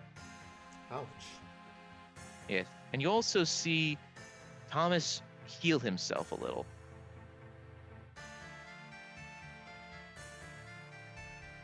Seeing that, Harbrock does the caveman look as he like heals himself and goes,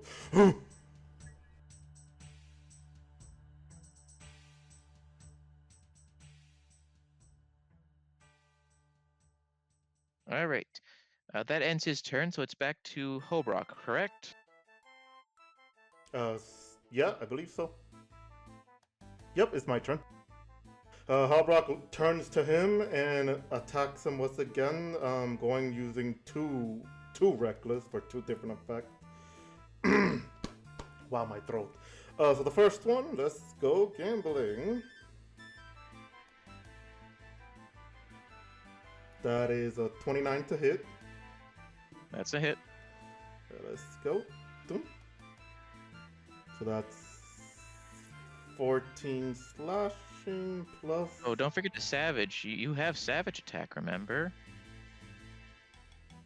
Yeah, but I don't Yes. think I need to use the savage right now. I'm hitting him perfect. Oh well, I mean, yeah, you know what? You could. God damn it, you're right. I'll use the savage for now and try to get a higher. Woo, 8. There you go. Hell yeah! There we go.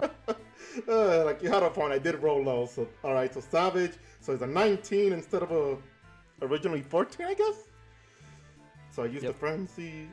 All right. I forgot what all that was, but okay. Now I'm gonna use my second reckless, which gives up the advantage, and a natural 20 for 32. Hot damn! There we go. Yeah, All that's right. definitely a hit. Go ahead and roll that critical damage. So that is a critical, beautiful critical right there, which is, if you stop rolling, a 20. By the way, you doing the brutal strike? Yes. Alright, so don't forget to do your brutal strike then. Alright, and then, that is a 4 for brutal strike. And my effect, oh my god, no. Stupid scroll. I'm going to use forceful blow, which pushes my target 15 feet back. And then I move up to them without provoking any opportunity attacks. So the moment, basically what I did with the Magister, I forced them back, and then I just do the aura farming walk towards him. God damn. Is that the end of your turn? Yes, but I want to ask a quick question before I completely end it. Can I try to use like a form of intimidation on him to get him sort of afraid of me? No. Damn. Yeah, I guess it makes sense. He's seen worse. I've seen worse than you, Orc. There'll be far worse for you once this battle's over, as I drag you below the depths further. As you push him back, he uses a legendary action, and I'm going to need you to roll me an intelligence save. Oh boy. That's a 10. Oh boy. So you take 25 psychic damage as you are shown a horrifying visage of you in this realm of pure darkness choking and being torn apart by the very reality you're in. It's a horrifying vision, and you feel like it may have already happened, but you haven't been to such a place before. You also have disadvantage on your next saving throw. But alright, I will remember that. All right, it's now Albert's turn, who's going to use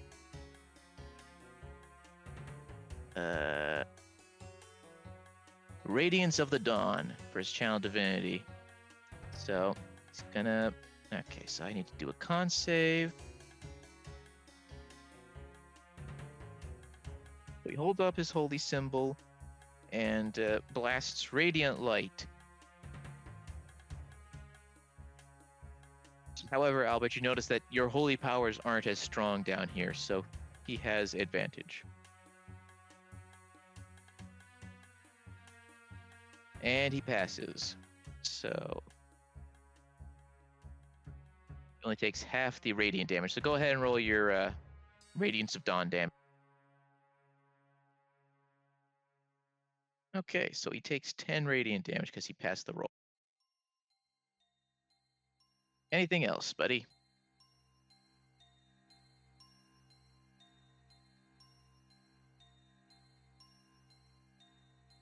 Okie dokie.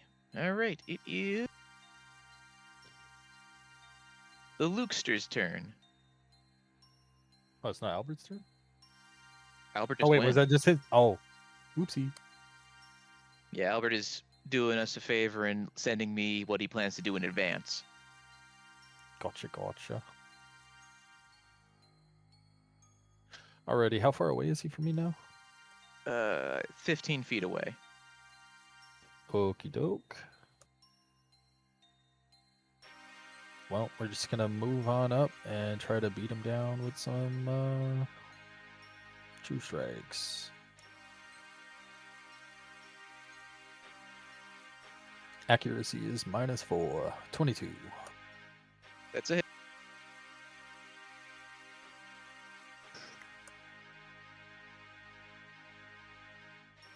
Ooh.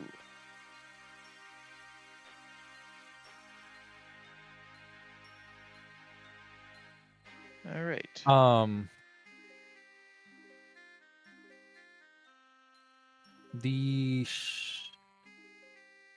Oh wait, no, never mind. Okay. I assume you're going to be asking if Shadow Blade's advantage effect would be in effect, right? What advantage effect? Doesn't it give you advantage on attacks if you're fighting in dim light? Oh, it does. I completely Yes. forgot about that. Yeah, Actually. Yeah, but we're I in was going very to say, dim light. well, I'm so actually, you used to guys being are, in light. yeah. Well, actually, you see there's the giant floating crystal above you? It's giving you enough light. Enough Yeah. of it, though. Lol. So All not right, yet, anyway. but remember that for later.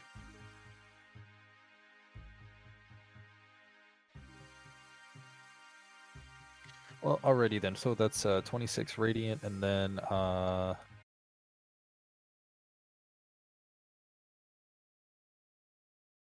Disconnected. What yeah, we'll happened? keep the 20. What did happen? I don't remember. Combat. Yeah, combat. All right. True strike. 4. So 24 radiant. Excellent. Anything else, sir? Nope. We're gonna pass. All right. Frankie boy.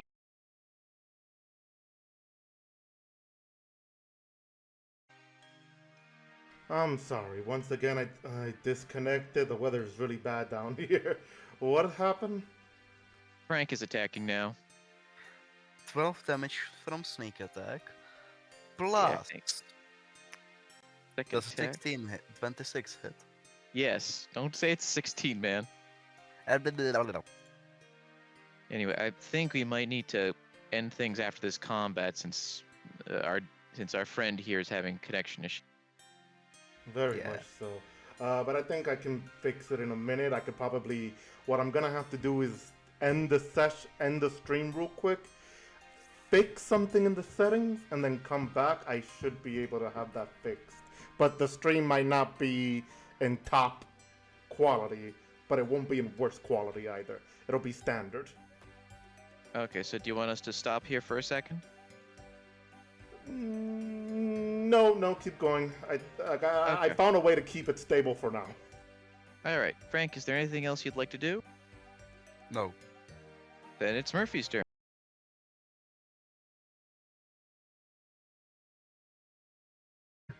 That's a hit. Alright, so just to quick clarify, Sergeant Murphy attacked, right? Yes. Yeah, because 24. Yep. I slightly disconnected, all because I had to return on my music. Save. So let's pause it here for a minute Uh, after the damage. We'll pause it here so that Very it can well. be heard. Okay, so you get all those attacks hit. So go ahead and And roll they're the gonna be damage. they're gonna be force. Just That's right, because Well- you used that big brain of yours. 7, 12, 7, 11. Big hits for me today. Yeah, it's your day, I guess. So let's see, that's 38 plus 11, 49. Goddamn. And I'm getting away from them. Drunken sway. All right, and now we'll pause it for a sec so we can try to fix the stream up. Yeah, so give me like 2 minutes and it should be fixed. So be right back real quick. I have to turn on the AC, so good time. And works how I want it to be. But yeah, so hopefully I got this through and I got it working how it should be. I just had to lower something right now because of the weather, but hopefully this works how I want it. So we should be back now. All right, welcome back, everybody.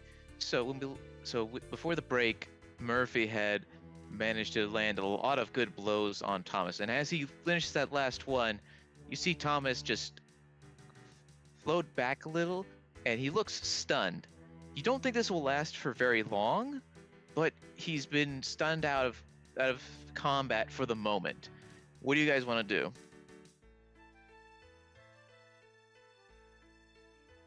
Oh, he's stunned out of combat. Albert, can you get to his corpse? Can she? How far is the corpse from, or like, is that the corpse itself? He said Albert. Oh, Albert. Oh, shit. Sorry, I thought I heard.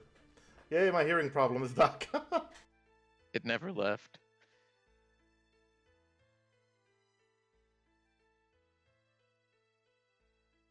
Anyway, yeah, it's definitely within Albert's walking distance.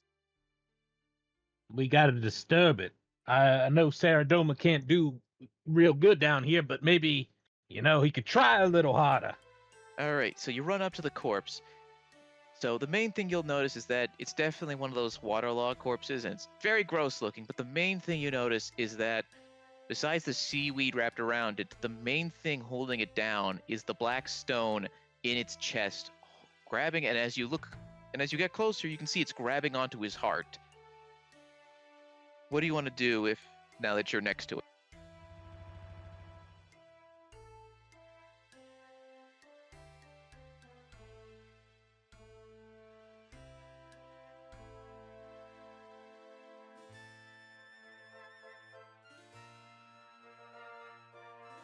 There's a black stone holding onto his heart. I need a way to remove it.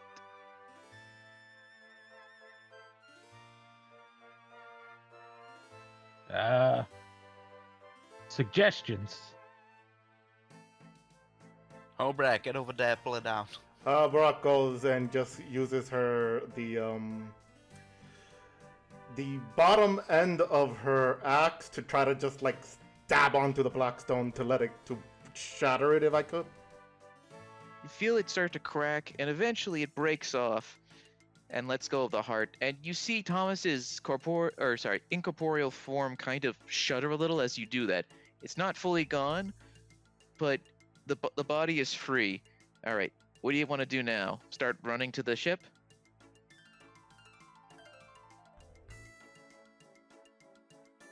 Yeah, Halbrat carried a body. We're fleeing.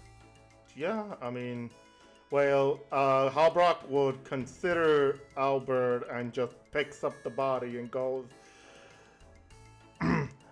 "We bless body on ship. Let's go." She grabs the body and like first shakes it, shakes it down while she's running to try to like get the chunks of the black stone off it.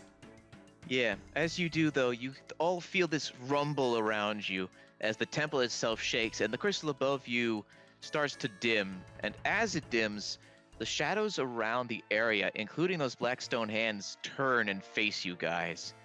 You feel like you are being observed by something. And then Albert starts running and says, "Run!"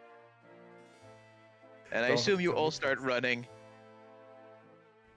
Yes.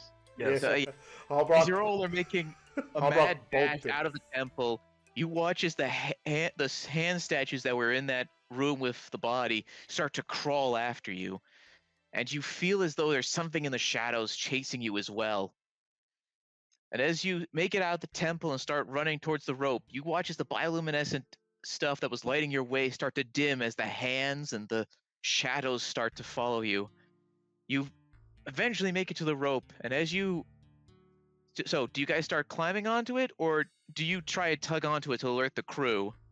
Halbrock does one, not hard, but a nice, gentle, but strong enough tug, like 3 times, and then just starts climbing with one hand, like doesn't care if they're about to pull. She's trying to get away from whatever the fuck is back there.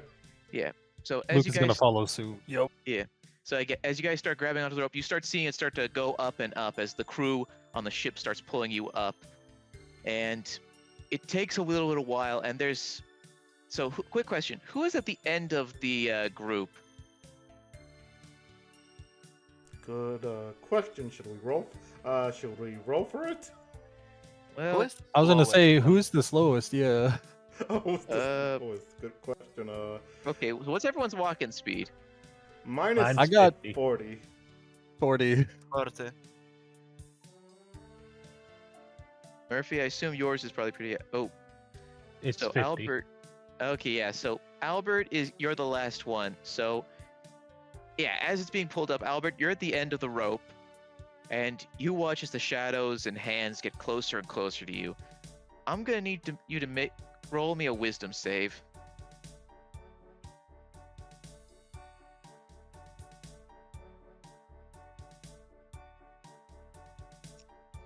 As the hands start lightly grazing you, your protection, you feel Saradomin's light grow stronger as you get closer to the surface. So while you briefly feel some deeper horror as they touch you little by little, as you get closer to the surface, you feel better and are able to ward off whatever effects. And eventually, you're all brought back up to the surface and onto the deck of the ship. And you hear the captain say, "Set sail now!" And you feel the ship move as fast as it can as the storm above you, like you hear the sound, you see lightning zap the water below as it starts to get, like the water goes black. But the ship is thankfully out of the way, and the lightning keeps striking at it. And eventually, you're out of the storm and into sunlight, with the body of Thomas on the deck. Halbrock puts it down and she just breathes a bit heavily and goes, "Me not going into water for a long time." Me neither. Might want to do your godly prayer on this body there.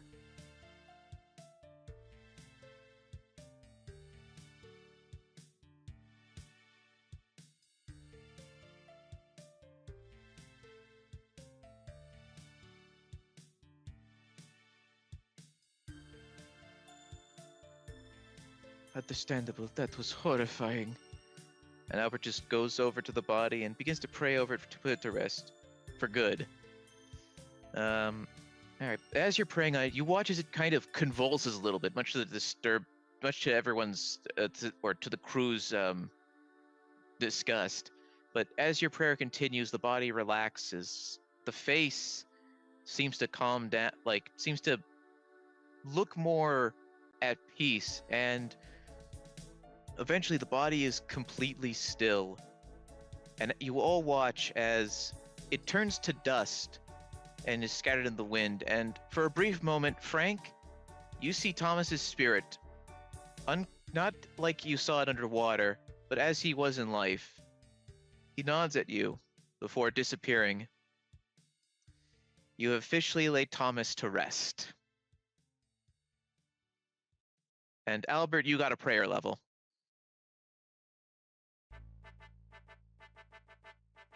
If I had a sound effect keyboard, I would have made the prayer level keyboard.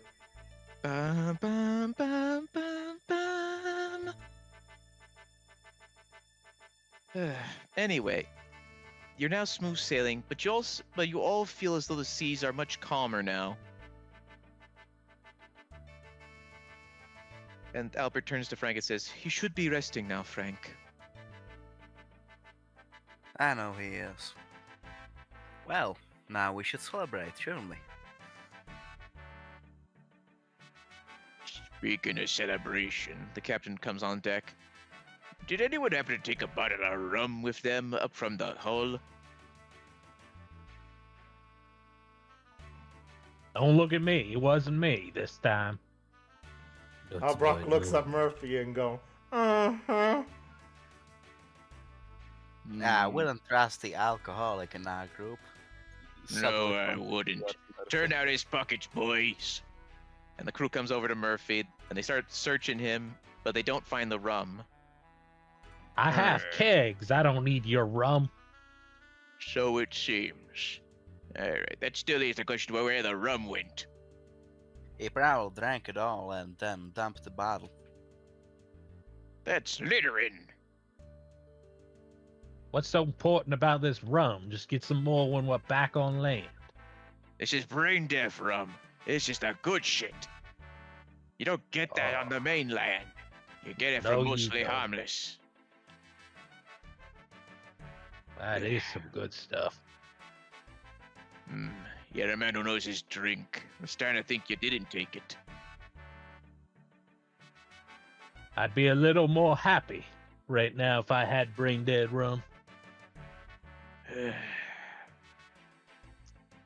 Well, I'm just gonna assume the ghost took it. Well, we should be in Catherby soon. I trust that's all right with you folks. That's wonderful. Indeed it is. No complaints here. I'm gonna be staying as far away from that part of Karumja. It's almost as bad as the cursed archipelago. And so the ship starts sailing, and by I guess not early evening and not late evening, like middle evening, you guys make port in Catherby, and you disembark.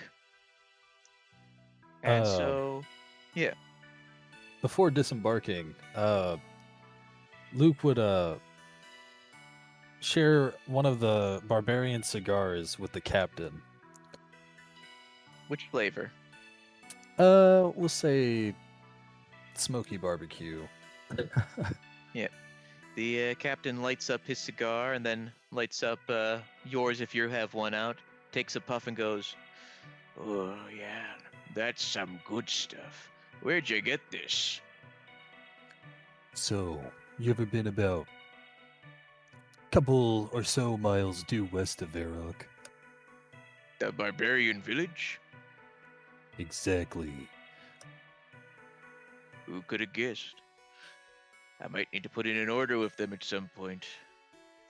He takes another big inhale and puffs out the smoke. Thank you kindly, Mr. Raven. This is some good stuff.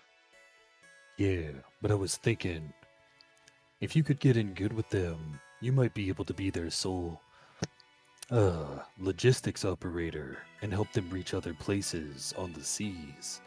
Well, technically speaking, that'll be Mr. Stan's work, but I think I'll be able to convince him that that is a good business opportunity. He's more a man of trade and whatnot. But yes, I think you got a very fine idea, Mr. Raven. Very fine. Well, good luck to you folks. Best safe travels, whether it be on land or sea. And then he heads back to start talking with his crew about getting the ship all set up. So you disembark, and you're in Catherby now. It's pretty quiet right now because it's so late at night. But where do you guys want to go? Do they have an inn of sorts? Yeah, you see a kind of I'm trying to think of the word for it. It's kind of like a thing explicitly there so sailors can rest on land as opposed to on the ship, since it is a sort of port area.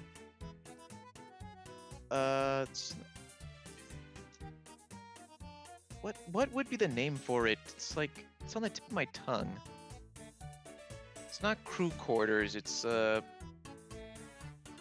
it be a bungalow? I don't know. I'm not sure what you're referring to exactly. Give me 1 second.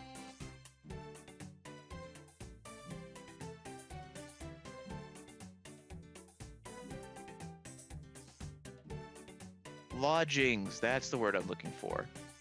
Yeah, so there's some very nice lodgings.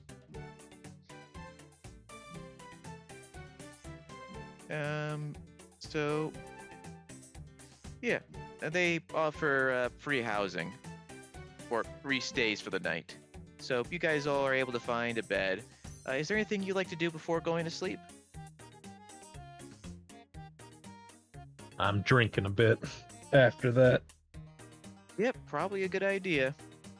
No, Albrock is just gonna knock the hell out because she really needs it.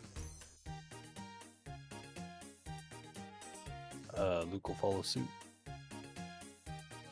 Frank and Albert, anything you'd like to do? Probably just head to sleep. And then Albert would do a routine prayer before going to bed. All right, so you all go to sleep, and no creepy dreams this time. You wake up the next morning feeling refreshed with another delicious long rest.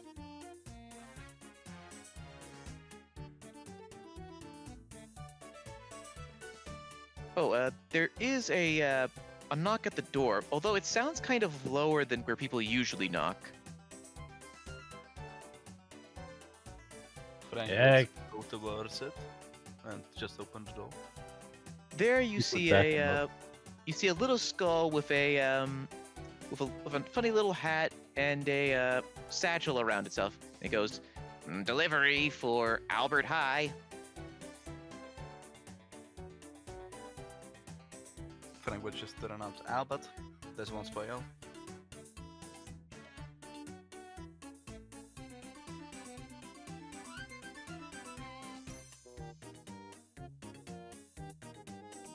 Ah, must be my package. The skull goes, that it is, sir, that it is. And he reaches into his satchel somehow and brings out a small package. Courtesy of Thessalia's fine clothes. Thank you for using the postal service. Have a nice day, folks. You too. Goodbye, little creature.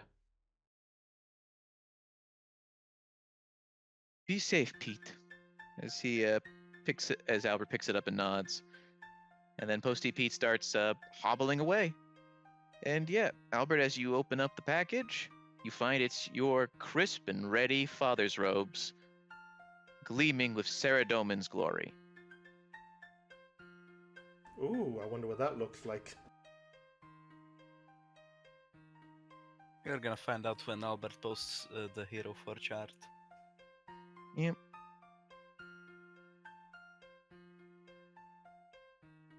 Well, that was something, but I'm glad we got your friend to rest there, Frank. What? Today, your friend, from last No, night. like what you said before. I didn't hear you. I was. Oh, doing I was something. just saying that was some sort of adventure the other night, but I'm glad we got your friend to rest, at least. Me too. It's a shame I didn't get any, like a small trinket to remember him by. As you say that, Frank, you notice there's something underneath your pillow. Frank looks a bit confused and just takes the pillow and puts it to the side. You find a little necklace with a shark tooth on it, and you remember that this was one of Thomas's most treasured possessions, but you thought it was lost at sea before. Well, I'll be damned. Well, time to wear it with pride. And just Frank puts it on.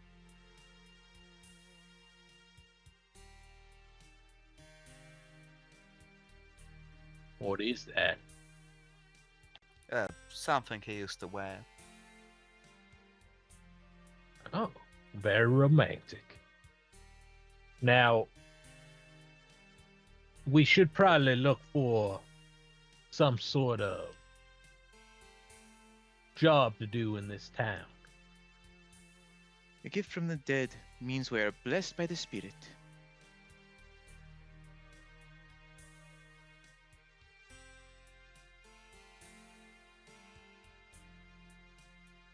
Murphy, as you start talking, you feel like there's somebody staring daggers at you. You're not sure who it is. Wink, wink. Almost like all of us. That's just a normal feeling for me. But I'll take a quick look around.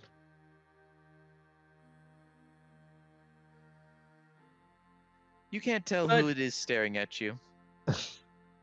Either way, Yeah, go ahead. we should probably look around town, see if there's any sort of task that might be up to our expertise. You mean you mean world asbetters? I ain't even sure what you just tried to say to me there, Orc.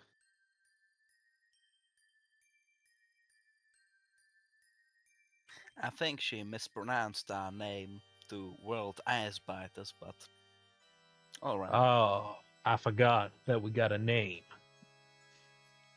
Albert looks at her and says, Hobrak, arbiters. That's what me said. Asbiters. No, it ain't what you said, but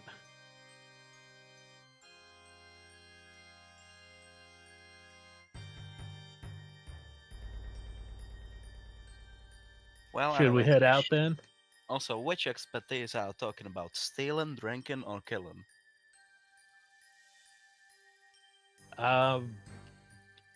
Killing.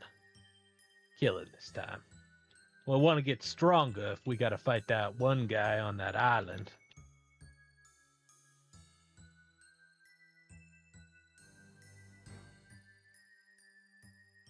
Alright, let's get going. See if there's any quests to do. I'd head out and search. We do not need to kill. Simple work helps the mind and body as well. Yeah. All right. So as you step out of the lodgings, it's a nice, cool, late summer day. Did I say it was in summer or not? I can't remember anymore. Time is an illusion, and you see tons of people around the beach fishing, catching various sea life with harpoons, cages, nets, and more nets. The occasion and yeah, I don't think there's and the occasional fishing rod. And you see various people running towards this one house where there's a cooking range. And you see there's some farms to the north, a candle cellar, and a few other amenities. Where do you guys want to go to try and find some work? Anyone got suggestions where to start looking?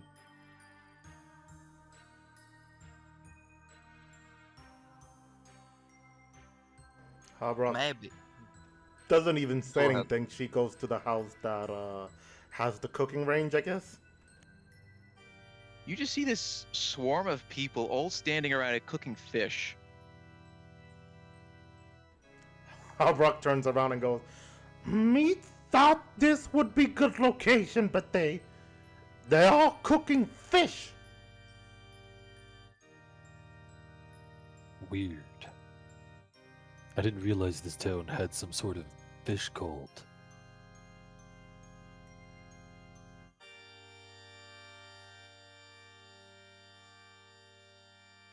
What was your suggestion, Frank? Well, we could go more inland to see if there's any work there. I suppose so. If we can't find anything in Catherby, I believe there are other cities nearby.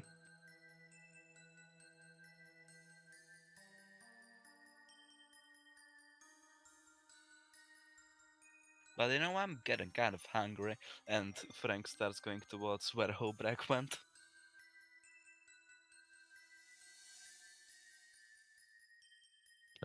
Ask them for some fish. They seem to be cooking up enough.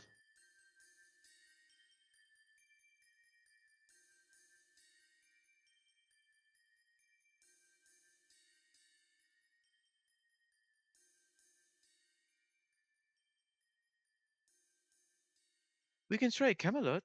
I hear there is a king there as well as Sears Village.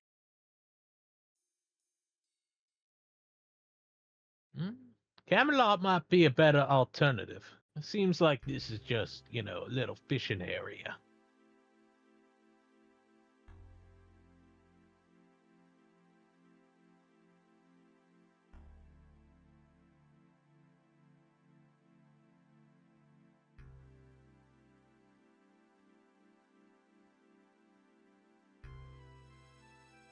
Y'all good with that? Habrock shrugs. "Me not mind going more traveling."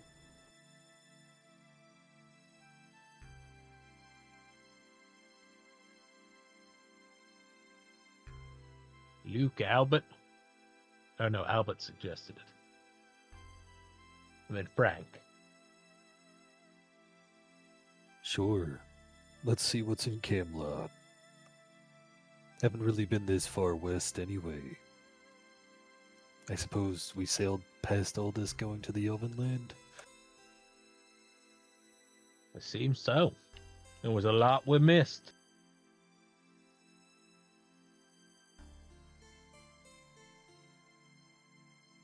Right after Frank eats his fish, we'll head out. So Frank, what fish would you like? Because you see a bunch of them are just on like the table nearby. What kind of fish are there?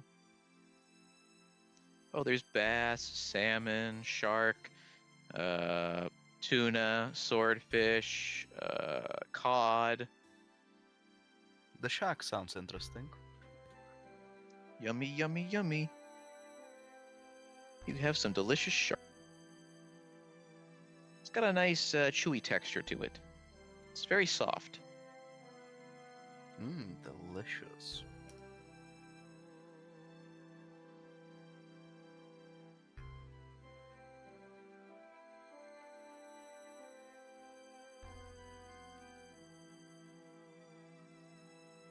Anyway. So, once you finish eating your shark, you and the others start heading north to Camelot. And you eventually reach this walled off. So, by the late morning, you eventually reach this big castle which has a nice gate around it, and you finally reached Camelot.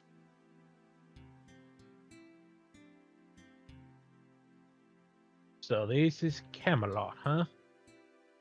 Anyone know anything about Camelot? Beats me.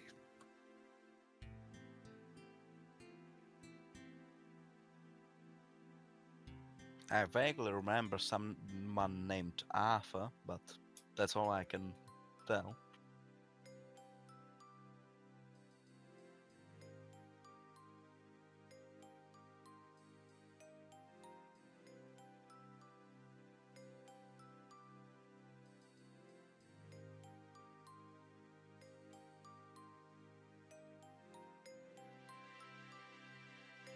It used to be owned by some rich people, but they gave it to a traveler. And they just gave it away, the whole city.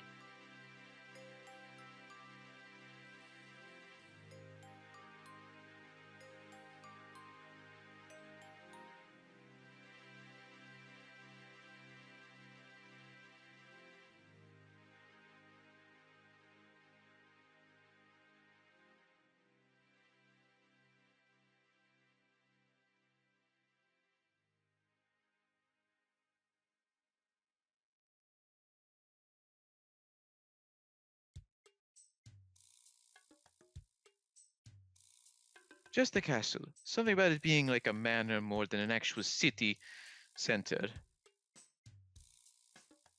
I see. Well, I guess we probably should go to the castle and speak to whoever's in charge. Maybe this Arthur fella that Frank mentioned.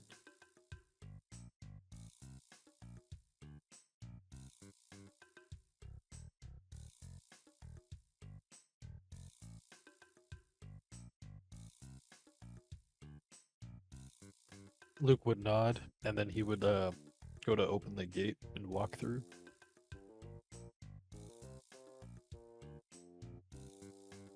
All Wait, right, are as we you not do. outside? Oh, Oh, okay, yeah. sorry. You guys are walking into Camelot, right? Yeah. All right, as you do, you see that no one's around right now, but you do hear some murmuring from within the castle past the double doors that lead to the main hall.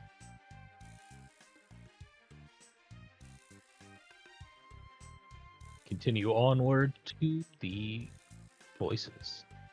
All right, as you do, you see this huge round table, and sitting around it are various knights, seemingly in heated discussion. And at the head of the table in a throne is a man in a crown. Albert, you get the sense this must be King Arthur, the current resident of the castle. And they're all talking about, as you open the door, they all turn to look at you, and King Arthur looks up and says, "What ho! Adventurers, what brings you to my castle?" We are in search of quests or tasks that might improve ourselves. Oddly specific, but you might be able to help us then. We have run into a problem of sorts.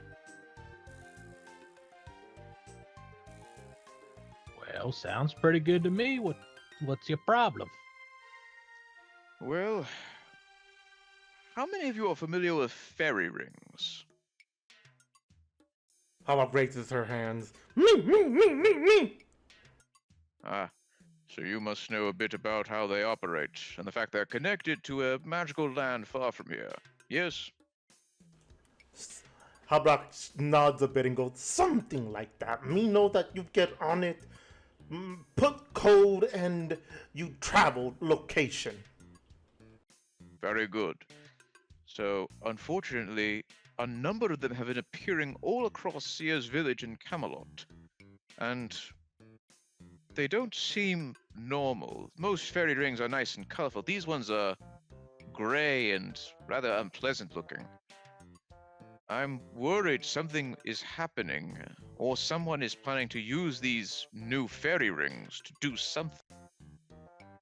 Oh, me know what's problem. Fairy Godfather is messing with Moon. The fairy what? fairy godfather. He make orc fight for him and banish fairy queen, make her sick, and now he take over the moon. Good lord.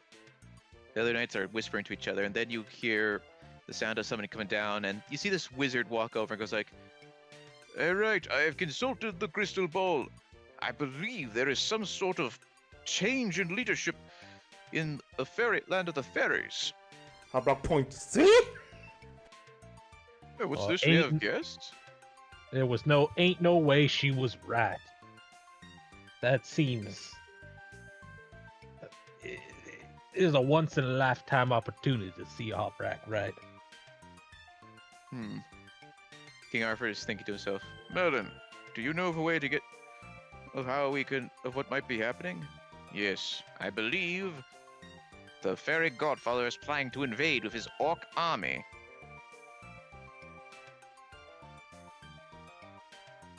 Blast. And we can't access the fairy rings. This is concerning. He then pauses and looks up at Hobra and goes like, "Do you happen to know a way for us to access the fairy rings?" She goes and she shakes her head and goes, "Me not really know how to access. Me just know how it works.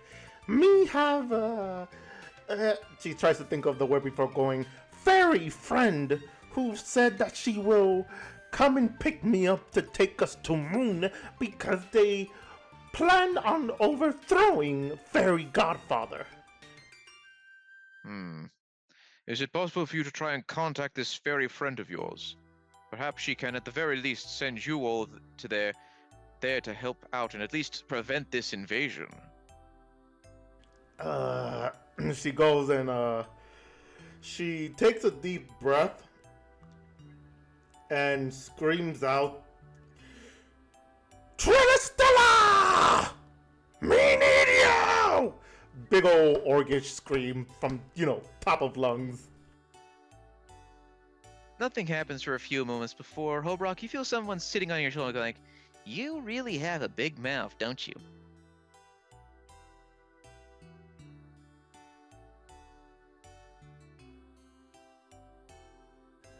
Brock looks at her and goes, "Ah!" She points. "Me not only one that see her, yes?" You all do see a fairy sitting on Hobrock's shoulder. Albert goes, "My ears." Brock looks at Murphy and goes, "See?" I do see a fairy. I'm shocked, honestly.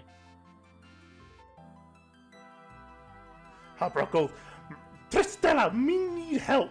Well, King needs help. A fairy ring wow, sorry. Just trying to do Hobrock voice is actually getting a little strained on me for a moment. Whew, okay. King said fairy rings are all over places now. All over Sears Village. We need to stop it." "Yeah, I noticed. I was planning to reach out to you eventually, but evidently you were going to reach out to me first.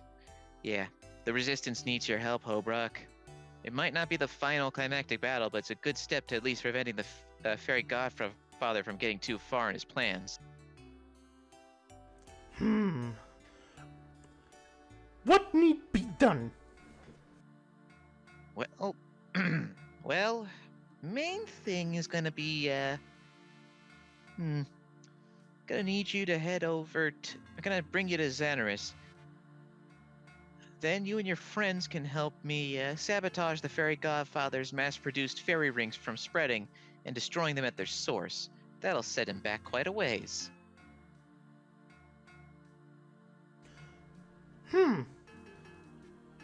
We can do that with friends. We go to moon. She points upward like Gru from Despicable Me, just pointing upwards.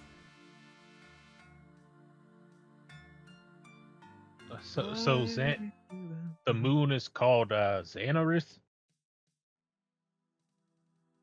Yep, that's right. And there's some sort of godfather fairy up there causing problems Yep. And Albert goes on like, the moon. Yep. Albert goes, we're going to the moon. Really? And Tristella looks at you. Albert goes like, really, prayer boy? Well, I guess we go from one extreme to the other, from the bottom of the sea to the moon.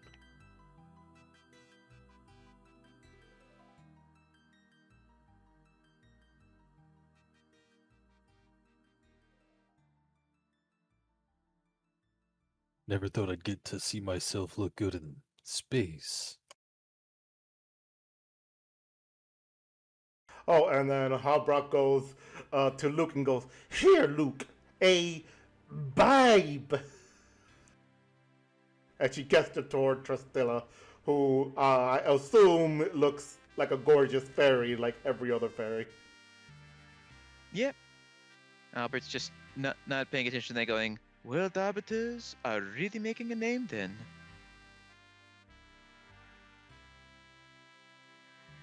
You know, we already had a name after killing a chaos giant, you know? Yep, you guys are really on the up and up.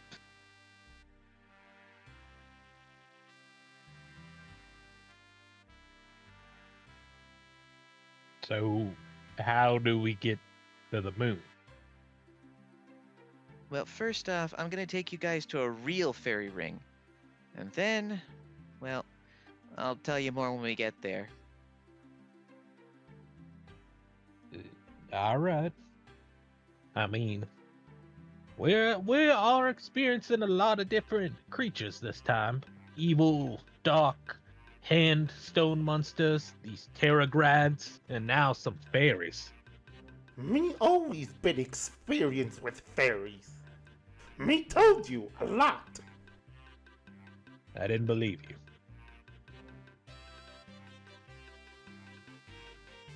Well, now you should. And Luke, That I do. Babe, she points at Fairy. Go, talk to Babe. He smirks at you. I'll give you this, Hobrek. She's easier on the eyes than you. Then he smiles at the fairy. Sorry, Luke, could you say that again? I just want to make sure I heard you right.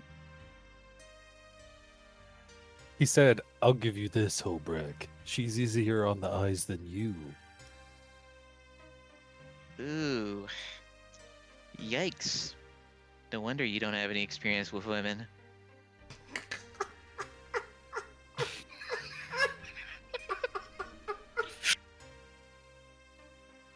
Frank is just standing there, trying to not lose his McFucking marbles. And failing miserably. Albert is just laughing.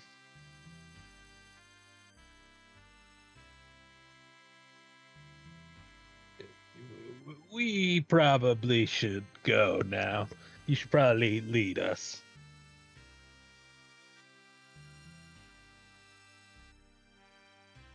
Yes, let's go. To the moon! Fly me to the redacted.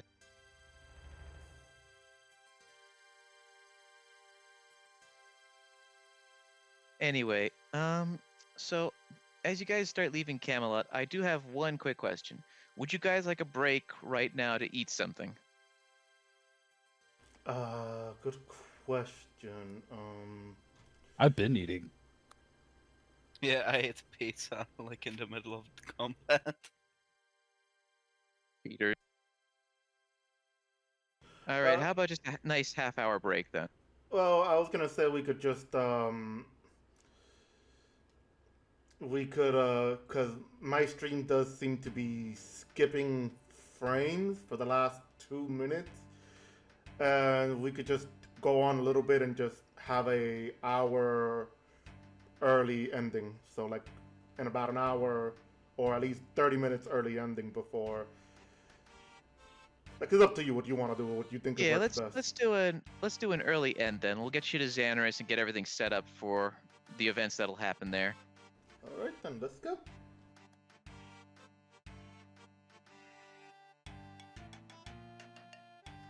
Okay, so you guys are. Tristella starts leading you north, past some wolves in a manner that seems to be heavily guarded, but it seems to be like they're keeping someone in rather than keeping people out. And eventually, she brings you to this nice little fairy ring, and Tristella turns to you guys and says, "Okay, everyone, stand in a nice little circle. Hobrock, if you need to, you can stand in the middle, and I'll sit on your shoulder again." Hobrock would do just that. Okay, you guys all ready to go to the moon? As ready as I'll ever be. How can you Alright. be ready to go to the fucking moon? Oh, well, step one is to plant your feet firmly on the ground. Alright. Step 2. Step two, hold on to your ass. And then you all feel like this swirl of flowers and mushrooms around you as you all appear in this weird blue area filled with blue grass and strange rocks and glowing mushrooms. And Tristella flies off and leads you guys to an encampment of fairies. And you have now arrived at the fairy resistance. In the far back, you see this much larger fairy in a red dress with a crown, who turns around and says, "Tristella, Tristella, why did you bring an orc here?"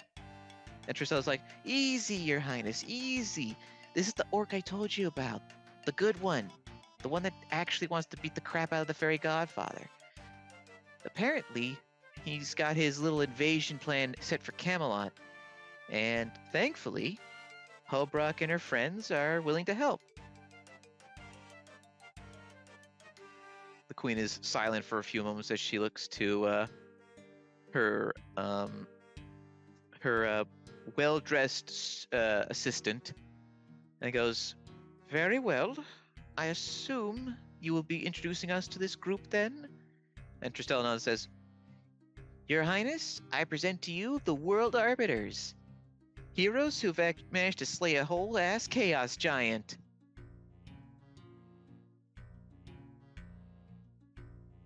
We did do that. Luke That poses. was a little while ago, but we did that. Albert, Flank just dipped his net. Albert bows to the queen. Hobrock just stands there, just, like proud at the achievements that she's done besides the Chaos Giant, and just letting that, be the main achievement there. She just stands there proudly. Luke would also recognize loyalty after a moment of doing a few poses, and then he would transition into a bow like Albert. Well, they're not the worst-mannered adventurers. Well then, World Arbiters, welcome to the Resistance. As you can tell, we are not exactly in the best shape, but your help will hopefully aid in turning the tides. So allow me to break things down for you. Right now, the Fairy Godfather is mass-producing these artificial fairy rings and spreading them around your world in an effort to essentially send his shock troops of orcs to invade and take over, what was it, Camelot? Yes, Camelot, and the Seer's village. What I'll have happen is Tristella will lead you to the production site. What I'm going to need you to do is two things. First, destroy the devices being used to create these rings, and second, destroy the rings that are already existing.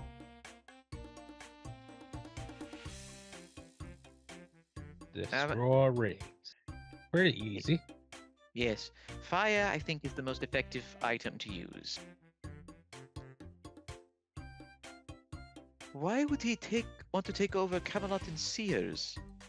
Well, the simple answer is I don't think he's content with just control of the moon. I believe he has grander ambitions for an entire criminal empire under his foot. He's always been power hungry. When he saw that I was out of commission, he took advantage of it almost immediately, seizing control of Xanaris. It's disappointing, but not surprising. How did you become disposed? Well, part one was that he took advantage of my defeat at the hands of the Tangle Root to essentially seize control. And then, when he tasked an adventure of reclaiming my magical sectors to save me, he kept them to himself. Thankfully, that same adventure, I was able to reclaim them and reawaken me. But alas, he has his orc muscle, and unfortunately, we do not have the strength to truly fight back yet. You will soon. Once you have me with you, I take care of all them orcs. This time for good.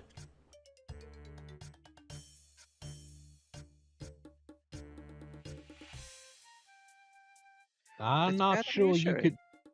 I'm not sure you could beat all the orcs. You couldn't even take down Luke. And Hobrock, just are you like going that, to attempt to Hobrock wants to do what the Hulk did to Thor.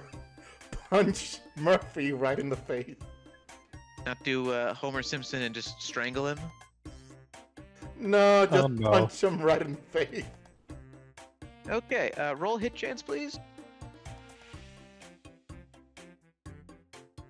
That is a 27. Does that Oh, hit? no. Yeah, but I'm gonna try to redirect it. Oh shit. Okay. Yeah, so roll your redirect, because that's just going to do a flat 9 damage. Hold on, where is it? There it is. Oh, only 18. Yeah, that actually takes care of the 9 damage Hobrock was doing. So you can now use the deflect thing. So Hobrock, it needs to do a dex save. Yeah. Okay, so Hobrock, roll a dex save. Oh, That is a 10? Yeah, a 10. yeah, so that means you failed the dex save. So as you try to punch Murphy, Murphy essentially manipulates your arm to then punch yourself in the face for 8 damage. Alright, let me go on ahead and put that 8 damage there. Hobrock just punches herself in the face. Breathes in, breathes out, and starts entering rage very slowly before looking at Murphy. This time wanting to hit him with the axe. Now, Very- now. Christella taps Hobrock on the head a couple times with her little wand and goes like, "Easy, Hobrock, easy. The drunk's not worth it." Hobrock just stares at Murphy before going, "Next time we use axe." Yeah, you should have Ah, used the well. axe in the first place. Well, then you would have chopped your face in half. Come I on. suggest. Hobrock is about to swing! Look, buddy, do yourself a favor and shut up. You are not helping your case. I was just stating some truth. No, you were What? stating you were giving Hobrock reasons to cut you in half. And as Tristella is talking down Murphy, Albert gets in between him and Hobrock.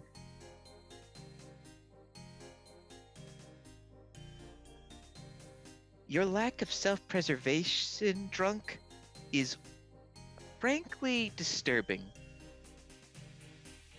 That's how you do good in the duel arenas, you know? You never fight to, live. You just fight to fight. Let's just calm down, Hobrock. Kill him later. For now, let's focus on the job, yes?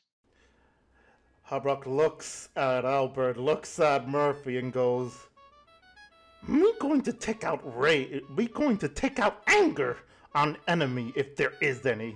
She turns over, looking at the queen, going, "Who are we beating up?" Let's see. I believe one of the Orc lieutenants. A recent recruitment, actually. Fresh from the Feldip Hills area.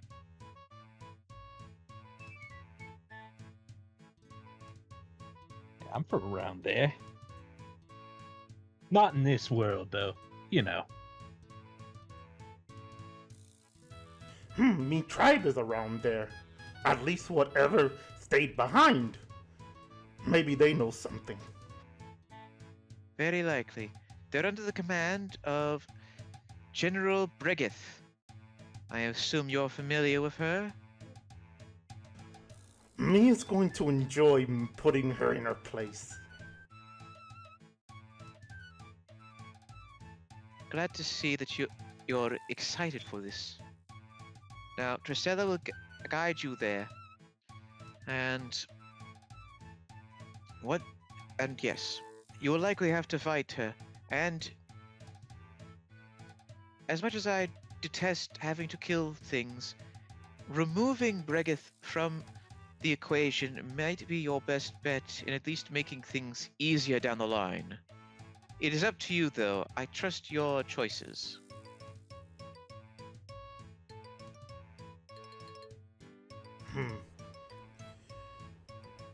Me going to kill her. If she escapes, she's target for later. Let's see if she still has the... I don't want to say that word. The guts! chutzpah? Let's see if she has the guts to stay and die like a warrior. We shall see.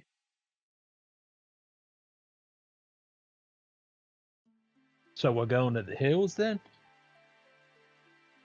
No, it's a different part of Zanaris. Understood. Just point us in the direction.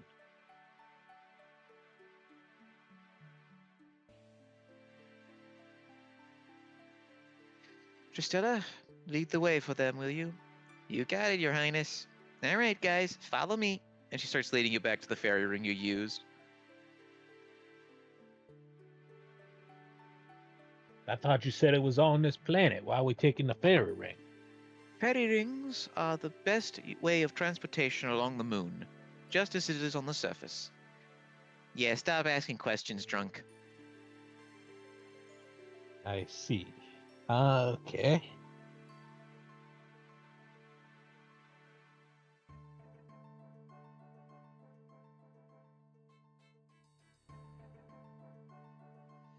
And so Tristella leads you back to the fairy ring, and once you're all in a circle again, she waves her wand, and the world disappears for a second again, and you now end up in Xanaris proper. And then you see that there's like a few orcs standing around in the distance. They don't really pay you much mind for now, because the main orc they probably would have recognized, the main person they would have recognized, Hobrock, looks a bit different than when she had left, so they don't immediately recognize her. Then Tristella leads you guys south towards the little passageway that leads to the cosmic altar. And once you reach it, Hobrock, you see there's like a new tunnel that's been dug past some of the zygomite mushrooms. Tristella says, all right, it's right through there.